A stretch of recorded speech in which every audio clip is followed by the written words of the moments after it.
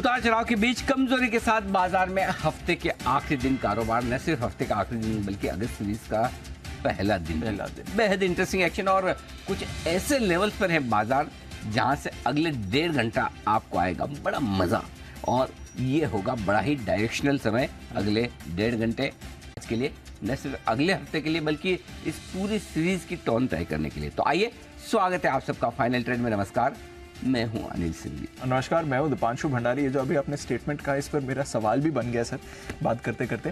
पहले इस समय की बड़ी बातें बता दें, फिर बाजार की बात आपके साथ करते हैं। बिल्कुल दीप, बड़ी बातें इस वक्त की यही है कि बाजारों पर दबाव है और निफ्टी 19,600 के नीचे ट्रेड करता हुआ दिख रहा है। 19,565 का जो सपोर्ट जोन जहां से शुरू होता है 19,565 आज का जो था एग्जैक्टली वहीं पर जाकर रुका है। आज का लो 19,565 ही है और बैंक निफ्टी भी 45,300 के आसपास आता हुआ दिख रहा है। 45,125, 45,300 ये बैंक निफ्टी का आखिरी सपोर्ट जोन है। उस सपोर्ट जोन में बैंक निफ्टी भी आता हुआ दिख रहा है। तो आखिरी 1.5 घंटे में जाने के पहले हम सपोर्ट रेंज में तो आ रहे हैं। प्राइवेट बैंक्स, एनबीएफसीज, आईटी, ये तीनों ही आज प्रेशर पॉइंट से बाजार के दबाव इन्हीं से बनता हुआ दिख रहा है। 1% तक ये इंडेक्स आपको कमजोर नजर आएंगे। वहीं रियल एस्टेट में हल्की फुल्की खरीदारी, मेटल शेयर है मजबूत और एफएमसीजी शेयर भी आज तेजी में आपको ट्रेड करते हुए नजर आएंगे। डाउ फ्यूचर्स हल्के से हरे निशान में, बहुत तेजी नहीं लेकिन कमजोर भी नहीं। नैस्डैक फ्यूचर्स बेहतर है, 85 अंक ऊपर ट्रेड करते हुए दिख रहे हैं। यूरोप सुस्ती के मूड में, वीकेंड सेशन टाइप्स। हाँ, उनका तो खैर अपना ही चल रहा है। यस, अमेरिकी फ्यूचर्स वैसे ठीक दिख रहे हैं, कुछ ज़्यादा परेशानी वहाँ पर नहीं है। बट ये जो आपने बात कही, इंटरेस्टिंग बात है, सीरीज के पहले दिन ही ऐसा क्या मूवमेंट आपको दिख रहा है जो इस पूरी सीरीज के सेंटिमेंट को डोमिनेट कर सकता है? क्योंकि ये लंबी सीरीज है, 5 हफ्ते की सीरीज है ये। अच्छा, ये 5 हफ्ते वाली? 5 हफ्ते वाली है। 31 अगस्त को है एक्सपायरी आपकी। ओके, लंबा हो गया काम है, तो लंबा काम है। तभी मैं आज सोच भी रहा था सुबह, 200-250 पॉइंट की बैंक निफ्टी की प्रीमियम, उन्हें 200 पॉइंट की निफ्टी की प्रीमियम, तो अच्छा एक हफ्ते की एडिशनल और आपको कॉस्ट ऑफ कैरी गिननी पड़ेगी। तो आज अच्छा, और इस महीने डिविडेंड्स नहीं के बराबर, लगभग सारे डिविडेंड्स अब तो आ गए, जुलाई तक आ जाते हैं जनरली। बाद में बच्चे कुछ लेट वाले जो हैं, जो किसी वजह से बोर्ड मीटिंग नहीं कर पाए हों, करेक्ट सर, या कहीं एमडी साहब घूमने चले गए हों छुट्टियों में, तो उनके बोर्ड मीटिंग बाद में होती है। बाकी जनरली सबके जुलाई तक आ जाते हैं। इसीलिए डिविडेंड का एडजस्टमेंट भी नहीं है और लंबी सीरीज है तो प्रीमियम काफ़ी लंबी चौड़ी चल रही है। जहाँ तक आज का सवाल है, आज नया कुछ नहीं हुआ, कल का एक्सटेंशन है। यस, कल जो हुआ उसी का कल सेकंड हाफ में मिड सेशन से जो हल्की कमजोरी की शुरुआत हुई थी, वो कमजोरी जाहिर सी बात है कि थोड़ी सी ग्लोबल मार्केट्स की वजह से बढ़ी, थोड़ी कल के एफआईज के आंकड़े आपके कमजोर थे और आज इसीलिए सुबह हम बात कर रहे थे कि सुबह के 10-15 मिनट छोड़ दीजिए, देख लीजिए फॉलोअप बाइंग आती है या फॉलोअप सेलिंग आती है, और उसके संकेत मार्केट ने दिए कि फॉलोअप सेलिंग है और सुबह जहां खुले वहां से धीरे धीरे नीचे आने का संकेत दिया। अब रहा सवाल बचे हुए 1.5 घंटे का, 19,565 ये आपके लिए सपोर्ट रेंज है, उसमें आप घुस रहे हैं। बैंक निफ्टी के लिए 45,125, 45,300 आपके लिए सपोर्ट रेंज है जिसमें आप आ गए। तो अब सपोर्ट रेंज में तो आप आ गए हैं, इस सपोर्ट को आपको होल्ड करना है और अगर डीप आधा पौन घंटा होल्ड कर लेते हैं 2:30 बजे तक, तो फिर तो जितना दिन के लिए आपको गिरना है, कमोबेश गिर गए आप, इससे ज़्यादा गिरने नहीं चाहिए। सवाल कितना और गिरेंगे ये नहीं है, सवाल ये है कि एक तो कहाँ रुकेंगे और दूसरा है कि रिकवरी कब आएगी। तो पहली बार इस हफ्ते थोड़ा लोगों को ये लग रहा है कि रिकवरी आने में थोड़ा टाइम लग रहा है, ये रिकवरी में कॉन्फिडेंस की थोड़ी कमी आ रही है। पहले अब तक कभी मार्केट में गिरावट है उसमें वो डर नहीं लगा, अरे गिर रहा ना, ठीक है ना, क्या फर्क पड़ रहा है, लेना ही है ना। आज और परसों थोड़ा पहली बार ऐसा लगा लोगों को कि अच्छा लेना है कि रुकें थोड़ा, है ना। आज सुबह आपने भी जब मैंने पूछा तो मैंने क्या बोला, पहले सपोर्ट रेंज में ऐसा नहीं लेना है, हड़बड़ी में लेने की जल्दी नहीं है, आराम से अपने लेवल से मिलेगा। तो वो थोड़ी सी फीलिंग रुक कर लेने वाली जो आ रही है ना, वो बाजार को धीरे धीरे नीचे की तरफ खींच रही है। ऐसा भी नहीं कि बहुत सेलिंग प्रेशर जैसे तेजी से घट जाए, more than selling pressure, lack of buying. लेने वाले थोड़ा सा इंतजार करें। अब सपोज मुझे कोई एक शेयर लेना है जो जिसका रिजल्ट से कोई लेन देना नहीं है, सिर्फ इन्वेस्टमेंट के हिसाब से, फॉर एग्जाम्पल लॉरेस लैब, तो मेरे पास ऐसा क्या रीजन है मैं आज ही कूद के लूं? हाँ, करेक्ट है ना। तो या अगर समझो कोई रिजल्ट बहुत तोड़फोड़ है, बहुत ही बढ़िया रिजल्ट है, इंटेलेक्ट डिजाइनर है, हाँ, 12% ऊपर, क्यों मैं आज ही लूंगा? सो मतलब मेरे पास आज कूद के लेने के लिए कोई खास वजह नहीं है। या तो मैं कूद के कब लूंगा, या तो रिजल्ट बहुत अच्छा और उसके ऊपर स्टॉक खराब हो गया हो, राइट, हो सकता है, हाँ, है ना। तब तो मैं कूद के लूंगा, अरे यार रिजल्ट अच्छा आने के बावजूद मार्केट का मूड खराब है, इतना गिर गया, अब ले लेते हैं। सो वो कंपल्सिव बाइंग वाली सिचुएशन बन नहीं रही अभी। तो इसलिए अपनी रेंज में लेना है, रुक के लेना है, धीरे धीरे आराम से लेना है। बच्चे 1.5 घंटे रिजल्ट आएंगे, ढेर सारे आएंगे। Enjoy your life with G business. एक एक रिजल्ट में ऊपर नीचे होंगे, मजे करिए, देखिए मार्केट यहीं रहने वाला है, बहुत बड़ी तेजी नहीं है बच्चे। 1.5 घंटे में बहुत बड़ी मंदी यहाँ से नहीं है, रेंज बाउंड रहेगा। नीचे में 19,500, ऊपर में 19,650, ज़्यादा से ज़्यादा 700। करेक्ट। बैंक निफ्टी नीचे में 45,125, 45,000, ऊपर में 45,650, 45,800, यही रेंज है। 45,600, 800 भी पहुंचे, 650 आए तो भी बड़ी बात। सो आई थिंक रेंज में है, धीरे धीरे यही रहेगा। तो आराम से इंडेक्स को छोड़कर स्टॉक स्पेसिफिक एक्शन पर फोकस करिए। स्टॉक्स पे फोकस। स्टॉक। ठीक है सर, चलिए स्टॉक्स पर नजर हमारी बनी हुई है। आइए फिर स्टॉक्स पर खबरें और साथ ही ट्रिगर्स बताने के लिए कुशल अरमान दोनों है हमारे साथ तैयार। कुशल बताएं ट्रिगर्स कौन से इंपॉर्टेंट बाजार के लिए? बिल्कुल, तो ट्रिगर्स के लिहाज से दीप, सबसे पहले तो जो 6 कंपनियां अभी भी नंबर्स अपने डिक्लेयर करने बाकी है उनके नाम बता देता हूं। इसमें सबसे पहले एफ स्पेस से M&M finance, Marico, United breweries समेत IOC, SBI कार्ड्स और पिरामल एंटरप्राइजेस के नंबर्स पर नजर रखिए। पिरामल एंटरप्राइजेस के नतीजों के साथ साथ बायबैक पर भी ये विचार आएगा, तो बायबैक का क्या फाइनल डिसीजन आता है ये भी हमें देखना है। RVNL इसका OFS जो रिटेल निवेशकों के लिए खुला है वो बंद हो जाएगा आज। साथ ही यथार्थ हॉस्पिटल इसका भी IPO बंद होता हुआ दिखेगा आज के दिन में ही। जुलाई महीने का कंज्यूमर एक्सपेक्टेशंस डेटा यूएस के लिहाज से इंपॉर्टेंट होगा और उनका जो पर्सनल कंजम्पशन एक्सपेंडिचर डेटा है जून महीने का वो भी आपके सामने आएगा। जहां तक कल का सवाल है, निफ्टी से NTPC और F&O स्पेस से IDFC फर्स्ट बैंक और MCX ये अपने नंबर्स डिक्लेयर करेंगे। HMA agro 50% anchor lock in इसका खत्म हो जाएगा। आइनॉक्स विंड ने यहाँ पर नतीजों के साथ साथ फंड जुटाने पर बोर्ड बैठक करेंगे। जहां तक सोमवार 31 जुलाई यहाँ पर निफ्टी की 3 कंपनियां इनफैक्ट मारुति सुजुकी, UPL और पावर ग्रिड इस पर नजर रखिए। F&O स्पेस से बॉश, नवीन फ्लोराइन, पेट्रोनेट LNG, गेल और उबरे रियल्टी भी अपने नंबर्स डिक्लेयर करेंगी। पारगेट का नतीजों के साथ साथ बोनस शेयर जारी करने पर विचार रहेगा। साथ ही कंट्रोल प्रिंट ये बायबैक के प्रस्ताव पर भी चर्चा करेंगे नतीजों के साथ, और फंड जुटाने पर JBM ऑटो भी बोर्ड बैठक करेगा, अपने रिजल्ट्स भी डिक्लेयर करेंगे। इजी ट्रिप प्लानर्स यहाँ पर बोर्ड मीटिंग होने वाली है। एक्विजिशंस और कुछ पूंजी जुटाने, प्रेफरेंशियल शेयर के जरिए पूंजी जुटाने पर इनकी बोर्ड बैठक है। साथ ही साउथ इंडियन बैंक ये भी फंड रेज करने के लिए बोर्ड मीटिंग करेंगे। IT रिटर्न्स फाइल करने का ऑफकोर्स 31 जुलाई लास्ट डेट है। साथ ही RBI की monetary and credit information review ये भी आपके सामने 31 को आएगा। और यूरोप का जो दूसरी तिमाही का GDP डेटा है इसको भी आपको ध्यान में रखना है, ये भी आपके सामने आते हुए दिखेंगे। तो काफ़ी सारे ग्लोबल और साथ ही ऑफकोर्स रिजल्ट्स तो है ही। पूरा डेटा का सर्ज आपके लिए आने वाला है, महीने का एंड हो, बट इसका मतलब ये नहीं कि डेटा आपके लिए नहीं आएगा। एंड ऑफ कोर्स नतीजे तो फुल फॉर्म में आ ही रहे हैं। कुछ नतीजे आ गए आज, बड़े नतीजों में सिर्फ एक ही कंपनी अभी तक आई है और नतीजे आना बाकी है। बट अब तक कौन से नतीजे रहे हैं, कौन सी खबरें रहे हैं, आइए एक बार जानते हैं अरमान के साथ। अरमान, गुड आफ्टरनून, बताइए। जी गुड आफ्टरनून। नतीजों में सबसे पहले अगर आप बात करें एक्साइड इंडस्ट्रीज, यहाँ पर नतीजे आए हैं। आय इनकी लगभग 4% के आसपास बढ़कर आई है। कामकाजी मुनाफे की बात करें तो वो 12% के आसपास बढ़कर आया है। मार्जिन्स में थोड़ा इंप्रूवमेंट है, 9.9% से बढ़कर 10.6% के आसपास आते हुए दिखे। हालांकि जो अनुमान था उससे थोड़े कंपेरेटिवली कमी आए हैं। और मुनाफे की अगर आप बात करें तो 7% के आसपास बढ़कर आता हुआ दिखा है। स्वराज इंजन, यहाँ पर अगर आप मुनाफा लगभग अगर आप देखें 40 करोड़ से 41 करोड़ 41 करोड़ के आसपास आता हुआ दिखा है। आय भी लगभग फ्लैट ही रही है। मार्जिन्स जो है वहाँ पर भी थोड़ा बहुत इंप्रूवमेंट है, 13.7% से बढ़कर लगभग 13.9% के आसपास आते हुए दिखे हैं। अनूप इंजीनियरिंग, आपको नतीजे बढ़िया दिख रहे हैं। मुनाफा लगभग 3.7 टाइम्स बढ़ा है। आय लगभग 2.4 टाइम्स बढ़ी है। कामकाजी मुनाफा 3 गुना बढ़ा है। मार्जिन्स वो 18.8% से बढ़कर 22.4% पर आते हुए हैं। अपार इंडस्ट्रीज की बात करें तो मुनाफा लगभग 61% के आसपास बढ़कर आया है और आय की बात करें 22% बढ़ी है। मार्जिन्स में भी बढ़त है, 7.7% से बढ़कर 9.2% पर मार्जिन्स आते हुए दिखे हैं। पनामा पेटकेम की बात करें तो मुनाफा यहाँ पर कम हो गया है। लगभग 65 करोड़ का जो मुनाफा था वो अब देखें 46 करोड़ के आसपास आता हुआ दिखा है। कामकाजी मुनाफे में भी आपको 32% की कमी आती हुई दिखी और मार्जिन्स है वहाँ पर भी कटौती है, 15.6% से कम होकर 11% पर आते हुए दिखे हैं। LT फूड्स, मुनाफा 52% के आसपास बढ़कर आया है। कामकाजी मुनाफे की बात करें वहाँ पर भी 27% की बढ़ोतरी है और मार्जिन्स में भी आपको इंप्रूवमेंट दिख रहा है, 10.4% से बढ़कर 12% के आसपास आते हुए दिखे हैं। खबरों पे आ जाएं तो सबसे पहले यथार्थ हॉस्पिटल्स का, जहाँ पे IPO अपडेट है, लगभग 13 गुना बढ़ता हुआ दिखा है, जिसमें रिटेल का हिस्सा 6 गुना, QIB का हिस्सा लगभग 19 गुना के आसपास बढ़ता हुआ दिखा है। गार्डन रिच, यहाँ पर अपडेट यह है कि कंपनी ने ऑटोनोमस अंडर वाटर व्हीकल जो है वो लॉन्च किया है। टाटा केमिकल्स, एनएमडीसी और आदि जैसी कंपनियां यहाँ पर ध्यान रखना है, क्योंकि माइनिंग रिफॉर्म बिल जो है वो लोकसभा में पास हुआ है और निजी कंपनियां भी जो है अब लिथियम माइनिंग के में भाग ले सकेगी। और अंत में ब्लॉक डील्स हैं कई सारी, जिसमें RVNL 34 lakh share, PCBL 18 lakh, NTPC 27 lakh, JM financial 50 lakh और पेट्रोनेट एलएनजी 30 लाख शेयरों के कई सौदे। ओके, ये हैं आपके लिए कई सारी खबरें और आरवीएनएल में आप देख भी रहे हैं एक्शन बरकरार है इस समय।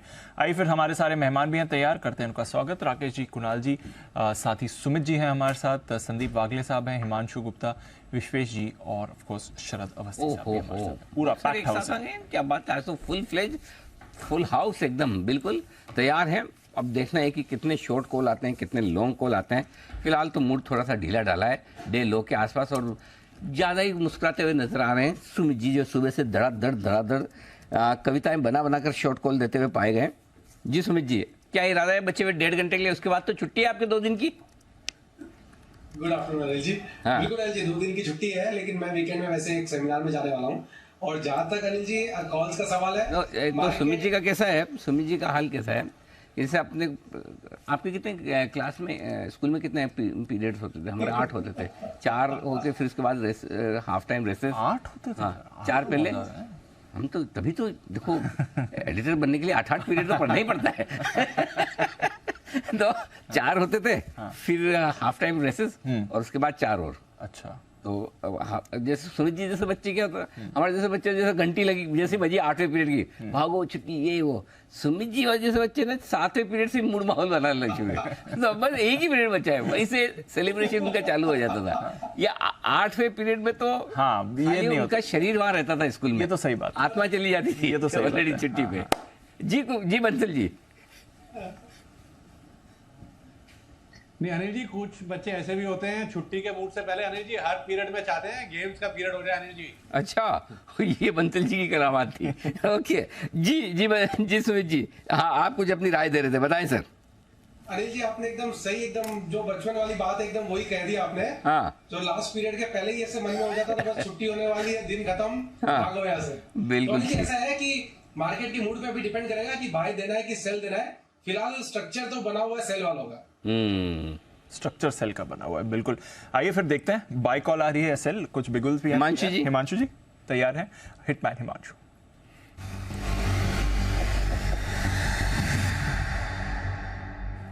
गुड आफ्टरनून सर, बताएं। दीप, बिल्कुल जैसा अभी सुमित ने कहा कि माहौल तो सेल का बना हुआ है, लेकिन बाजार अभी इस वक्त अच्छे सपोर्ट के आसपास है, तो मैं बेट करूंगा कि यहाँ से एक रिकवरी अटेम्प्ट हो सकती है। मेक और ब्रेक लेवल्स है स्पेशली बैंक निफ्टी के लिए, तो फिलहाल खरीदारी के साथ जाऊंगा और खरीदना है डिक्सन टेक्नोलॉजीज को, जिसमें मेरा ऐसा मानना है कि एक करेक्शन पूरी होती हुई नजर आ रही है और फिलहाल स्टॉक एक बहुत इंपॉर्टेंट सपोर्ट पर है और यहाँ से रिस्क रिवॉर्ड बाइंग के लिए काफी फेवरेबल है। तो 1 से 2 दिन के नजरिए के लिए डिक्सन टेक्नोलॉजीज के फ्यूचर्स में खरीदारी करें। 4050 4045 के आसपास के करंट लेवल्स हैं, यहाँ पे खरीदारी करके चलने की सलाह रहेगी। 4020 का स्टॉप लॉस मेंटेन करना है और मेरा ऐसा मानना है कि स्टॉक में 4150 और 4200 रुपए तक के टारगेट्स 1 से 2 दिनों में आते हुए नजर आ सकते हैं, तो डिक्सन टेक में खरीदारी करके चलने की सलाह है। 4150 4200 ये है टारगेट, जिसके लिए डिक्सन के फ्यूचर्स में 4045 4050 के आसपास करें खरीदारी। थोड़ा सा नीचे आ जाए तो और बेहतर। आइए बिल्कुल विश्वेश जी के लिए विश्वेश का विशेष।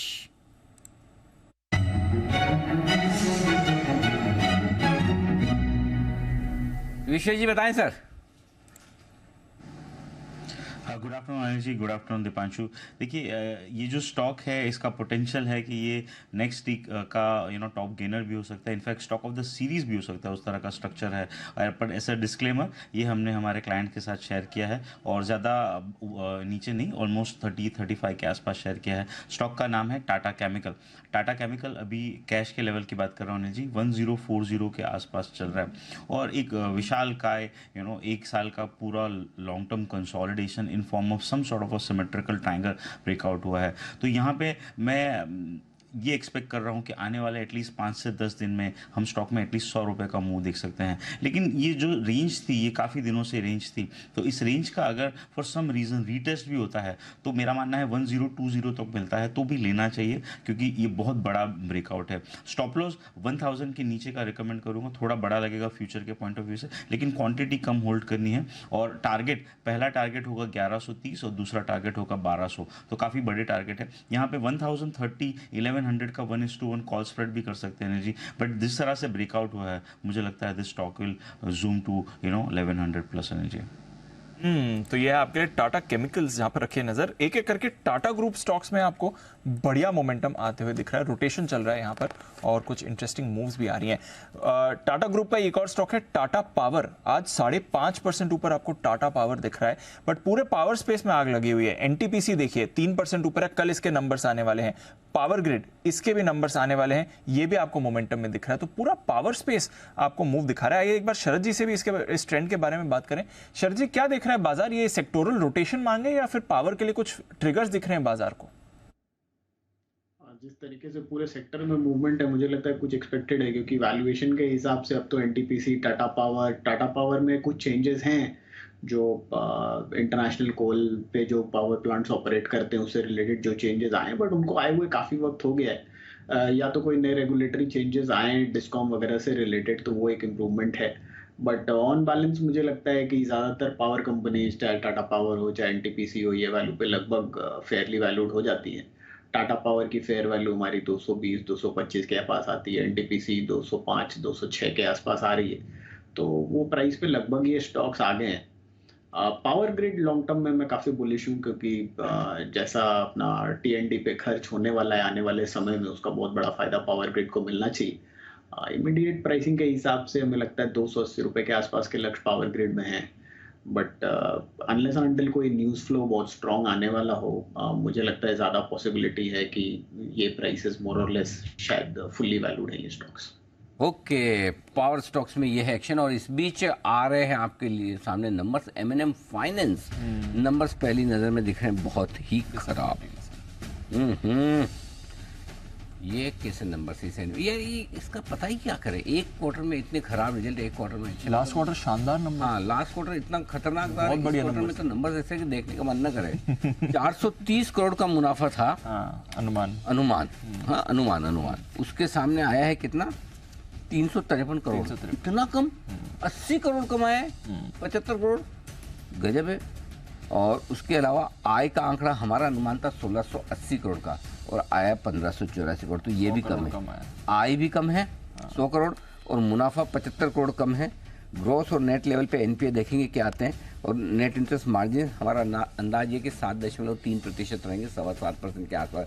लेकिन पहली नज़र में तो नंबर्स खराब, डिसअपॉइंटिंग सर, ढीले हैं, खराब है, कमज़ोर है, इसमें कोई डाउट ही नहीं है। ये तो रिजल्ट मज़ा नहीं आया भाई। और अपडेट इन्होंने अच्छा दिया था। हाँ, इन्होंने जो अपडेट दिया था उन्होंने कहा था हमारा डिसबर्समेंट 12% बढ़ा है Q1 के, जब वो अपडेट दे रहे थे उन्होंने कहा था एनपीएस थोड़ा इन्होंने हल्के बढ़ने के संकेत दिए थे एनपीएस, बट ओवरऑल फिर भी हम एसेट क्वालिटी सर स्टेबल आई है, इनफैक्ट बेटर आई है। 4.5% के एनपी आपके 4.35% आए, तो एसेट क्वालिटी में कुछ खराबी नहीं है। बट नेट इंटरेस्ट इनकम और मुनाफा दोनों ने डिसअपॉइंट किया। सर देखना पड़ेगा इनके निम्स कैसे रहते हैं। नेट इंटरेस्ट मार्जिन अगर वो भी कमजोर आते तो फिर मामला थोड़ा सा ठीक नहीं है स्टॉक के लिए। तो नेट इंटरेस्ट मार्जिन हमारा अनुमान 7.3% का है। अगर 7% के आसपास या नीचे आता है तो फिर वो बहुत खराब माने जाएंगे। लेट्स सी क्या होता है, लेकिन बाकी पहली नज़र में नंबर खराब है, कमज़ोर है। चार्ट पर राय ली जाए एक बार। बिल्कुल सर, जरा एक बार कुणाल जी जरा चार्ट देखिए। एम&एम फाइनेंस रिजल्ट्स आ गए, क्या लेवल्स इंपॉर्टेंट है सर? अनिल जी देखिए, एक सपोर्ट है 303 के आसपास और आज का इंट्राडे लो भी देखेंगे तो अनिल जी 302 का है, तो 303 के आसपास एक बड़ा सपोर्ट चार्ट पर है। मुझे लगता है कि ये लेवल्स होल्ड करने चाहिए। अगर ये लेवल टूटता है तो फिर आपको 290 तक का एक ड्रॉप देखने को मिलेगा। तो मेरी राय में कोई खरीदारी की राय तो इन स्तरों पर है नहीं, लेकिन 303 के नीचे स्टॉक फिसलता है तो फिर इसमें 290 तक की गिरावट देखने को मिल सकती है। फिलहाल वेट एंड वॉच करने की राय है। के तो ये आपके लिए राय इस वक्त, और इस बीच इसमें देखना है कुछ इम्पेयरमेंट का आंकड़ा भी बड़ा कर रहे हैं दिखा, वो हम चेक कर रहे हैं। तो एक बार थोड़े नंबर्स विस्तार से देखने पड़ेंगे। अगर इम्पेयरमेंट लिया बड़ा लिया तो ये और थोड़ी सी चिंता की बात है कि एमएनएम फाइनेंस में क्या कुछ हो रहा है। तो एमएनएम फाइनेंस पहली नज़र में नंबर्स कमज़ोर हैं, पूरे विस्तार से देखने के बाद ही एक्शन ले। इस बीच आईओसी के नंबर आपकी स्क्रीन पर आते हुए दिख रहे हैं। स्टैंड अलोन मुनाफा 13,750 करोड़ का, वाओ बढ़िया नंबर्स हैं, उम्मीद से काफ़ी बेहतर। ऐसा नहीं कि सबके नंबर खराब ही आते हों, इनके अच्छे भी आए हैं। 13,750 करोड़ का मुनाफा है, 10,075 करोड़ के 10,675 करोड़ के सामने, तो काफ़ी अच्छे नंबर, जबरदस्त बीट है। 30% के आसपास की बीट नंबर्स में आप दिखेंगे। देखना पड़ेगा इसमें अगर एक्साइज एडजस्टेड है कि नहीं, बट लग रहा है कि आंकड़ा अच्छा है। हालांकि क्यू देखेंगे तो कम ही आई है। पिछली तिमाही तो खैर शानदार इनकी सेल्स रही थी, बट उसके मुकाबले पे अगर आप देखेंगे तो नंबर आपका बढ़कर ही आया है। स्टैंडर्ड मुनाफे में तो आपने बढ़िया ग्रोथ आती हुई देखी है। आय 1.97 लाख करोड़ की आपको आती हुई देखिए, 1.96 लाख करोड़ का अनुमान था, तो बिल्कुल अनुमान मुताबिक आते हुए देखिए। क्यू करीब 3% की आपने यहाँ पे गिरावट देखी है, कोई परेशानी की बात नहीं है, बिल्कुल अनुमान मुताबिक है। मुनाफे में आपने ज़बरदस्त ग्रोथ देखी है। तो जो हम बात कर भी रहे थे, कच्चे तेल के दाम इंटरनेशनल गिरने से, रशिया से चीप क्रूड इंपोर्ट करने से जो इन्हें फ़ायदा मिलना चाहिए था, वो इन्हें फ़ायदा मिलते हुए दिखा भी है। आईओसी और आई थिंक अब स्टॉक थोड़ा रिएक्ट भी आपको करते हुए दिख रहा है, हल्का हल्का ऊपर भी आपको ये ट्रेड में आते हुए दिख रहा है काउंटर। तो यहाँ पर इंटरेस्टिंग मूव आ रही है आईओसी के लिए। हाँ, एक बार इसका भी चार्ट चेक कर लें। स्टॉक थोड़ा सा इस समय रिएक्ट आपको करते हुए दिख रहा है। कुणाल जी, आईओसी इसके भी एक बार राय दे दें, हालांकि अभी भी 0.3% नीचे ही है और नंबर्स आना बाकी हैं। देखिए, जिस तरह का चार्ट स्ट्रक्चर है दीपांशु, मुझे एक सीमित दायरे का कारोबार यहाँ पर दिख रहा है। 95 रुपए पर एक बड़ा सपोर्ट है जो मुझे लगता है कि होल्ड करेगा, और ऊपर 98 पर एक हर्डल है। तो 3 रुपए का ये बैंड है जिसमें आईओसी फिलहाल ट्रेड कर रहा है। तो 98 के ऊपर ब्रेकआउट आएगा तब इसमें नई रफ्तार देखने को मिलेगी। फिलहाल मुझे लगता है इंतजार करें, 95 के नीचे स्टॉप लॉस रख लें अगर आपकी पहले की लॉन्ग पोजीशन है। यह है आपके लिए आईओसी जिस पर रखनी है आपको नजर इस समय। On the face of it मुनाफे के फ्रंट पर थोड़ा बेहतर है, बट स्टॉक अभी थोड़ा नेगेटिवली रिएक्ट कर रहा है। आईओसी में भी नेगेटिव है, और एमएनएम फाइनेंस भी अब डे लो पर आता हुआ दिख रहा है। 300 का लेवल तोड़ता हुआ दिखा है। इम्पेयरमेंट का आंकड़ा हालांकि पिछले साल भी था इस क्वार्टर में, लेकिन इस साल फिर से बड़ा आंकड़ा आता हुआ दिख रहा है। कितना? 526 करोड़ का इम्पेयरमेंट लिया, लेकिन ये बार बार ये लेना, ये थोड़ा डिस्कम्फर्ट करता है, वो वाली बात है, मज़ा नहीं आता ऐसा करने में। एनीवे, नंबर्स कमजोर हैं, लेट्स सी क्या कुछ होता है आगे स्टॉक में। एमएनएम फाइनेंस फिलहाल 4% ईसीएल मॉडल जो है उसके चक्कर में एडजस्टमेंट होने का। ओके, तो चलिए, ये है आपके लिए नंबर्स की कमजोरी। और वो एनबीएफसीज के लिए IRACP नॉर्म्स भी थे, तो उसका है, तो थोड़ा अकाउंटिंग एडजस्टमेंट भी पिछले साल भी लिया था। ऐसा नहीं है कि ये वन ऑफ है, पिछले साल भी लिया था उन्होंने। करेक्ट। तो चलिए, ये आपके लिए पूरा का पूरा एक्शन इस वक्त। आइए सुमित जी के लिए बिगुल, सुमित का सुपरहिट।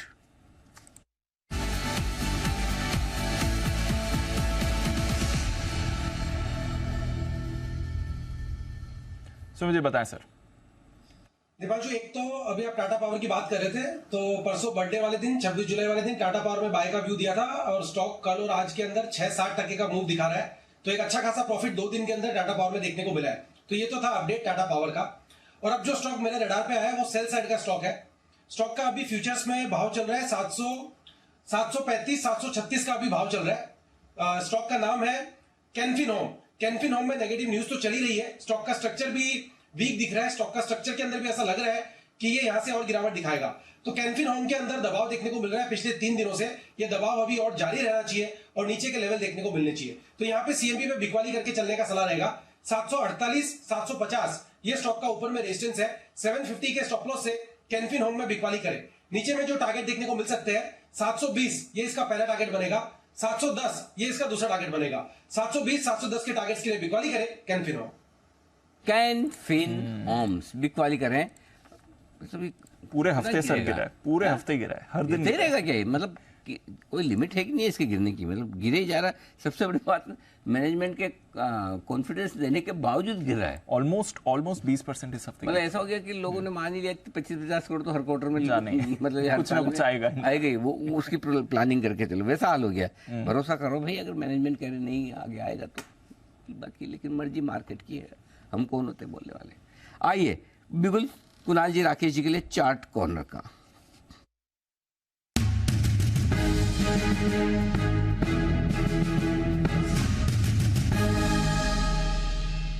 बताएं sir. Anil ji, chart corner का पिक बताएं। उससे पहले बताने के लिए है, जो सुबह की हमारी चार्ट कॉर्नर पहली पिक थी टाटा केमिकल, वहाँ टारगेट अचीव हो गए हैं। और अब जो चार्ट कॉर्नर पिक है ये है हीरो मोटरकॉर्प, जिसको आप, मैं, कुणाल जी सब रेगुलरली रिकमेंड कर रहे हैं। चार्ट कॉर्नर पे भी हमने रिकमेंड करा है, पिक ऑफ द डे पे भी हम दोनों रिकमेंड कर रहे हैं। और अब ये स्टॉक रेडी हो रहा है, गियरिंग अप है इसकी, ये 3450-3500 की तरफ जा रहा है। तो हीरो मोटरकॉर्प पे एक ओवरवेट खरीदारी की राय है। ओवर टू कुणाल जी।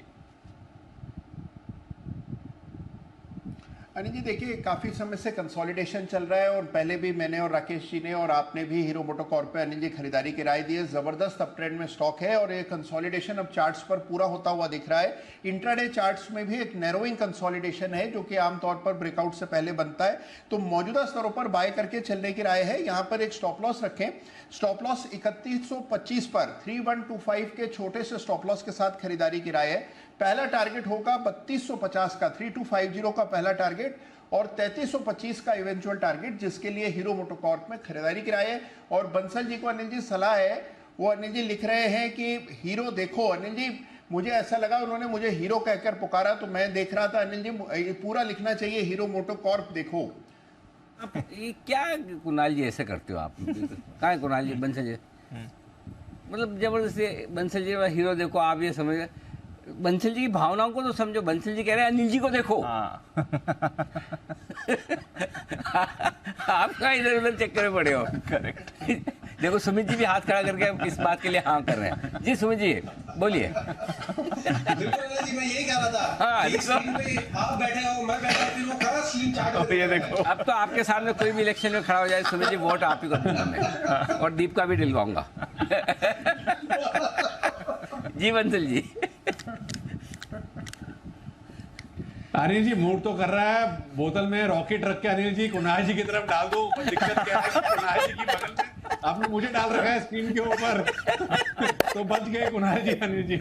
लेकिन फिर भी कुणाल जी की भावनाएं अच्छी है, अपने आप को हीरो से कम नहीं समझते। ये ख्याल मतलब होना चाहिए, झील तो होनी चाहिए अंदर में एकदम। बहुत बढ़िया कुणाल जी, आप किसी हीरो से कम है नहीं, बहुत स्मार्ट है माशाल्लाह। और सबसे बड़ी बात, शर्ट अच्छी हो तो आदमी अपने आप अच्छा लगने लगता है।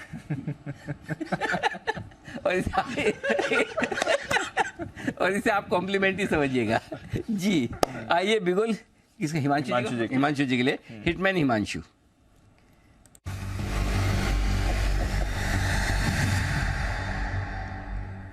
जी हिमांशु जी बताएं सर। अनिल जी, एक स्टॉक जो पिछली सीरीज में 2 या 3 बार इस लेवल को ब्रेक करने का अटेम्प्ट करता हुआ नजर आया, लेकिन मल्टीपल टाइम्स फेल हुआ। मुझे लगता है कि अब ये स्टॉक तैयार है और chart formation almost hero MotoCorp जैसा ही है। इसमें भी स्टॉक का नाम है अपोलो हॉस्पिटल्स, जो कि एक फ्लैग फॉर्मेशन से ब्रेकआउट के लिए तैयार है। मुझे लगता है कि यहाँ पर खरीदारी करके चले। फ्यूचर्स के भाव में लगभग 5325 5330 के आसपास। यहाँ पर एक नेक्स्ट अपमूव काफी समय से पेंडिंग है, 2-3 अटेम्प्ट्स बनते हुए नजर आए, समहाउ ब्रेकआउट फेल हुए, बट अब ऐसा लगता है कि नई सीरीज के साथ यहाँ पर एक ब्रेकआउट बनता हुआ नजर आ सकता है। तो अपोलो हॉस्पिटल्स के फ्यूचर्स में खरीदारी करेंगे। पहला टारगेट रहेगा 5400 का, बट इवेंचुअली इस मूव में अगर ये ब्रेकआउट सक्सेसफुल होता है तो 5500 रुपए का मिनिमम मूव अपोलो हॉस्पिटल में आता हुआ नजर आ सकता है। इस ट्रेडिंग कॉल के लिए 5300 के स्टॉप लॉस के साथ अपोलो हॉस्पिटल्स के फ्यूचर्स में खरीदारी करके चलने की सलाह है। 5300 का स्टॉप लॉस लगाइए और खरीदारी करके चलिए अपोलो हॉस्पिटल्स में। विश्वेश जी के पास चलते हैं, बिगुल विश्वेश के विशेष।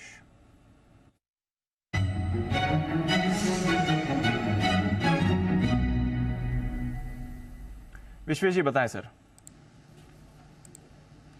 दीपांशु, बिगुल तो काफ़ी देर पहले गुजारिश की थी, बट हिमांशु जी ने जो स्टॉक कवर किया वही था। बट मेरा भी सेम व्यू है अपोलो हॉस्पिटल, लेकिन at the same time second trade है जो मैं देना चाहूँगा, ट्रेड है निफ्टी पे। निफ्टी का 19,500 का कॉल ऑप्शन खरीदना है, जो अभी मिल रहा है 189 के आसपास। मुझे ऐसा लग रहा है कि जिस हिसाब से निफ्टी में इंट्राडे में डबल बॉटम बना है और जिस हिसाब से हम सपोर्ट लेके जा रहे हैं वापस, मुझे लगता है कि we should go higher from the current level. 19,620 के आसपास चल रहा है निफ्टी। मुझे लगता है कि इंट्राडे में 19,570 नहीं टूटना चाहिए, एंड ऑन अपसाइड 19,680 720 तक हम जा सकते हैं। सो जो कॉल ऑप्शन है 19,500 का, उसको खरीदे। 140 का स्टॉप लॉस रखें। 235 और 268 ये दो टारगेट के लिए निफ्टी का 19,500 का कॉल ऑप्शन 3 अगस्त एक्सपायरी का खरीदे।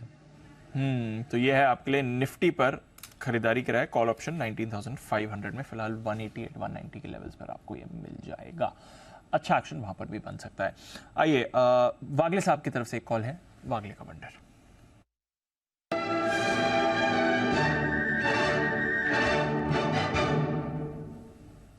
बताएं वागले साहब। दीपांशु, हिंद पेट्रो को बेचना है। एक बड़ा वाला रिवर्सल पैटर्न है। 281 8150 का करंट भाव है, 285 का स्टॉप लॉस होगा। मेरा मानना ये 270 तक कम से कम जाना चाहिए, शायद उसके भी नीचे जाना चाहिए। डबल टॉप पैटर्न जिसको हम कहते हैं 310 में ये हुआ है, और इसका स्विंग लो जो 284 है वो ब्रेक हुआ है। तो इसका मतलब ये है कि पूरा ये बाइंग जो भी था ये रिवर्स हो गया है, और अभी मेरा मतलब 284 के ऊपर ये स्टॉक जाना नहीं चाहिए। इसके लिए मैंने 285 का स्टॉप लॉस दिया है। ऑन द डाउन साइड 270 का पहला टारगेट, 265 का दूसरा टारगेट, टाइम फ्रेम 1 से 2 दिन। ठीक है, नंबर्स के बाद OMCs ऑयल मार्केटिंग कंपनीज में आपको वीकनेस आती हुई दिख रही है, और अब सेल कॉल है आपके लिए HPCL पर आते हो। रूट मोबाइल के भी नंबर्स आए हैं, एक बार मैं ये भी जरा आपके लिए मार्क कर देता हूँ। QOQ यहाँ पर अगर आप कंपैरिजन देखेंगे रूट मोबाइल के लिए, तो ऑपरेशनली भी नंबर्स थोड़े आपको वीक दिखेंगे। 1009 करोड़ से घटकर आय आपकी 967 करोड़ की आती हुई दिखी है, ये रूट मोबाइल है। 102 करोड़ से मुनाफा घटकर आपके लिए 92 करोड़ का आते हुए दिखा है, ये आपके लिए मूव है। एबिटा यहाँ पर 132 करोड़ से घटकर 123 करोड़ आया है। मार्जिन्स 13.1% से घटकर 12.7% आए। तो हर पैमाने पर कमजोर नतीजे रूट मोबाइल के आपको दिख रहे हैं। 3 रुपए प्रति शेयर का डिविडेंड का ऐलान किया है। But more importantly M&M finance, Anil ji 6% नीचे है M&M फाइनेंस। इनके net interest margin sir, NII और मुनाफे ने अगर आपको डिसअपॉइंट कराए तो इनके नेट इंटरेस्ट मार्जिन देख लीजिए, 7.4% से घटकर 6.8% के आए हैं। हमारा अनुमान 7.3% का था। बहुत ही बड़ा कट आपको नेट इंटरेस्ट मार्जिन्स में आते हुए दिख रहा है, इसलिए आप स्टॉक देख रहे हैं 5.5% नीचे इस समय। तो निम्स ने तो बहुत ज्यादा डिसअपॉइंट किया सर M&M फाइनेंस के। बताओ कि कोई फंड मैनेजर इस स्टॉक को लेके बैठे, क्या करेगा? तो सोए कैसे? यस, हर क्वार्टर में इतनी वोलेटाइल परफॉर्मेंस। करेक्ट।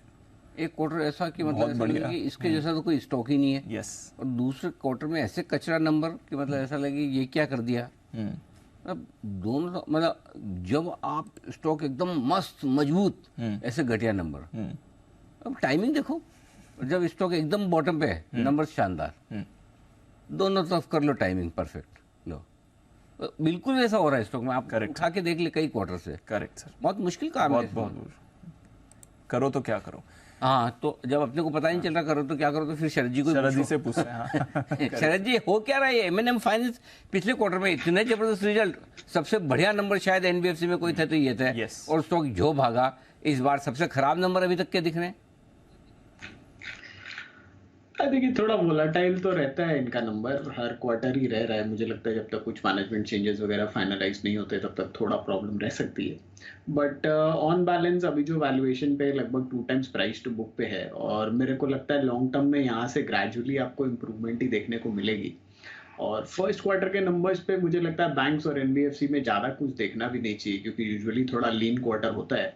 इस क्वार्टर थोड़ा कैपेक्स ड्रिवन ग्रोथ वगैरह है और बेस इफेक्ट भी है, तो NBFCs में ठीक ठाक मूवमेंट दिखी है। बट मुझे लगता है नंबर्स थोड़े से मिस हैं ऊपर से, बट इतने खराब नहीं है कि मतलब इतना ज़्यादा आपको सोचना पड़े। और मेरे हिसाब से नेक्स्ट क्वार्टर ऑनवर्ड्स एक मोर रियलिस्टिक पिक्चर आएगी। जो सेगमेंट्स को ये केटर कर रहे हैं, मुझे लगता है वहाँ अक्रॉस द बोर्ड इंप्रूवमेंट ही देखने मिलनी चाहिए, इसमें भी और बाकी NBFCs में भी। और अगले 2 साल में भी हम ये उम्मीद कर रहे हैं कि ग्रोथ वगैरह ठीक रहेगी।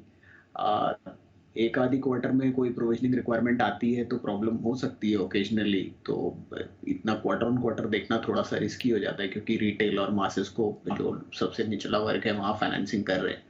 बट वैल्यूएशन वाइज 2 टाइम्स है, मुझे लगता है अगले 2 साल में एटलीस्ट 40-50 रुपए बुक वैल्यू में ऐड होनी चाहिए। तो मेरे हिसाब से यहाँ से 100 रुपए की और अपसाइड है इस स्टॉक में। अगर आप लॉन्ग टर्म इन्वेस्टर हैं तो बने रहिए, मुझे नहीं लगता कि इतना ज़्यादा चैलेंजिंग रहेगा। चलो बढ़िया, कम से कम शरद जी ने थोड़ा तो तनाव कम किया। हमें तो बहुत ही ब्लड प्रेशर बढ़ गया था कि ये नंबर देखे कि ऐसा क्या था। शरद जी भाई क्वार्टर ऑन क्वार्टर मत देखो, ठीक है, कभी कभार चल जाता है, ऊपर नीचे होता है, कोई खास चिंता की बात नहीं। धन्यवाद सर कॉन्फिडेंस देने के लिए और जो बढ़ा हुआ थोड़ा बहुत बढ़ाने के लिए भी। 2:30 बजे की स्ट्रेटेजी, 2:30 बजे की स्ट्रेटेजी ले लेते हैं, बिल्कुल।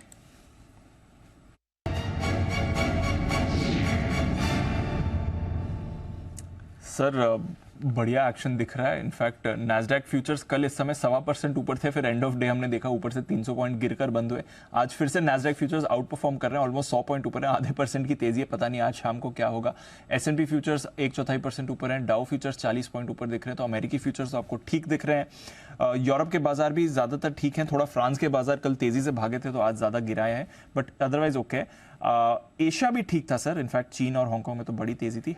आज हमारा रुपया काफी कमजोर है, 33 पैसे कमजोर है रुपया, तो बड़ी गिरावट वहां पर आई है। एंड ऑफ कोर्स बाजार पे तो आप देख ही रहे हैं थोड़ा दबाव है। क्या करना है अनिल जी इस समय?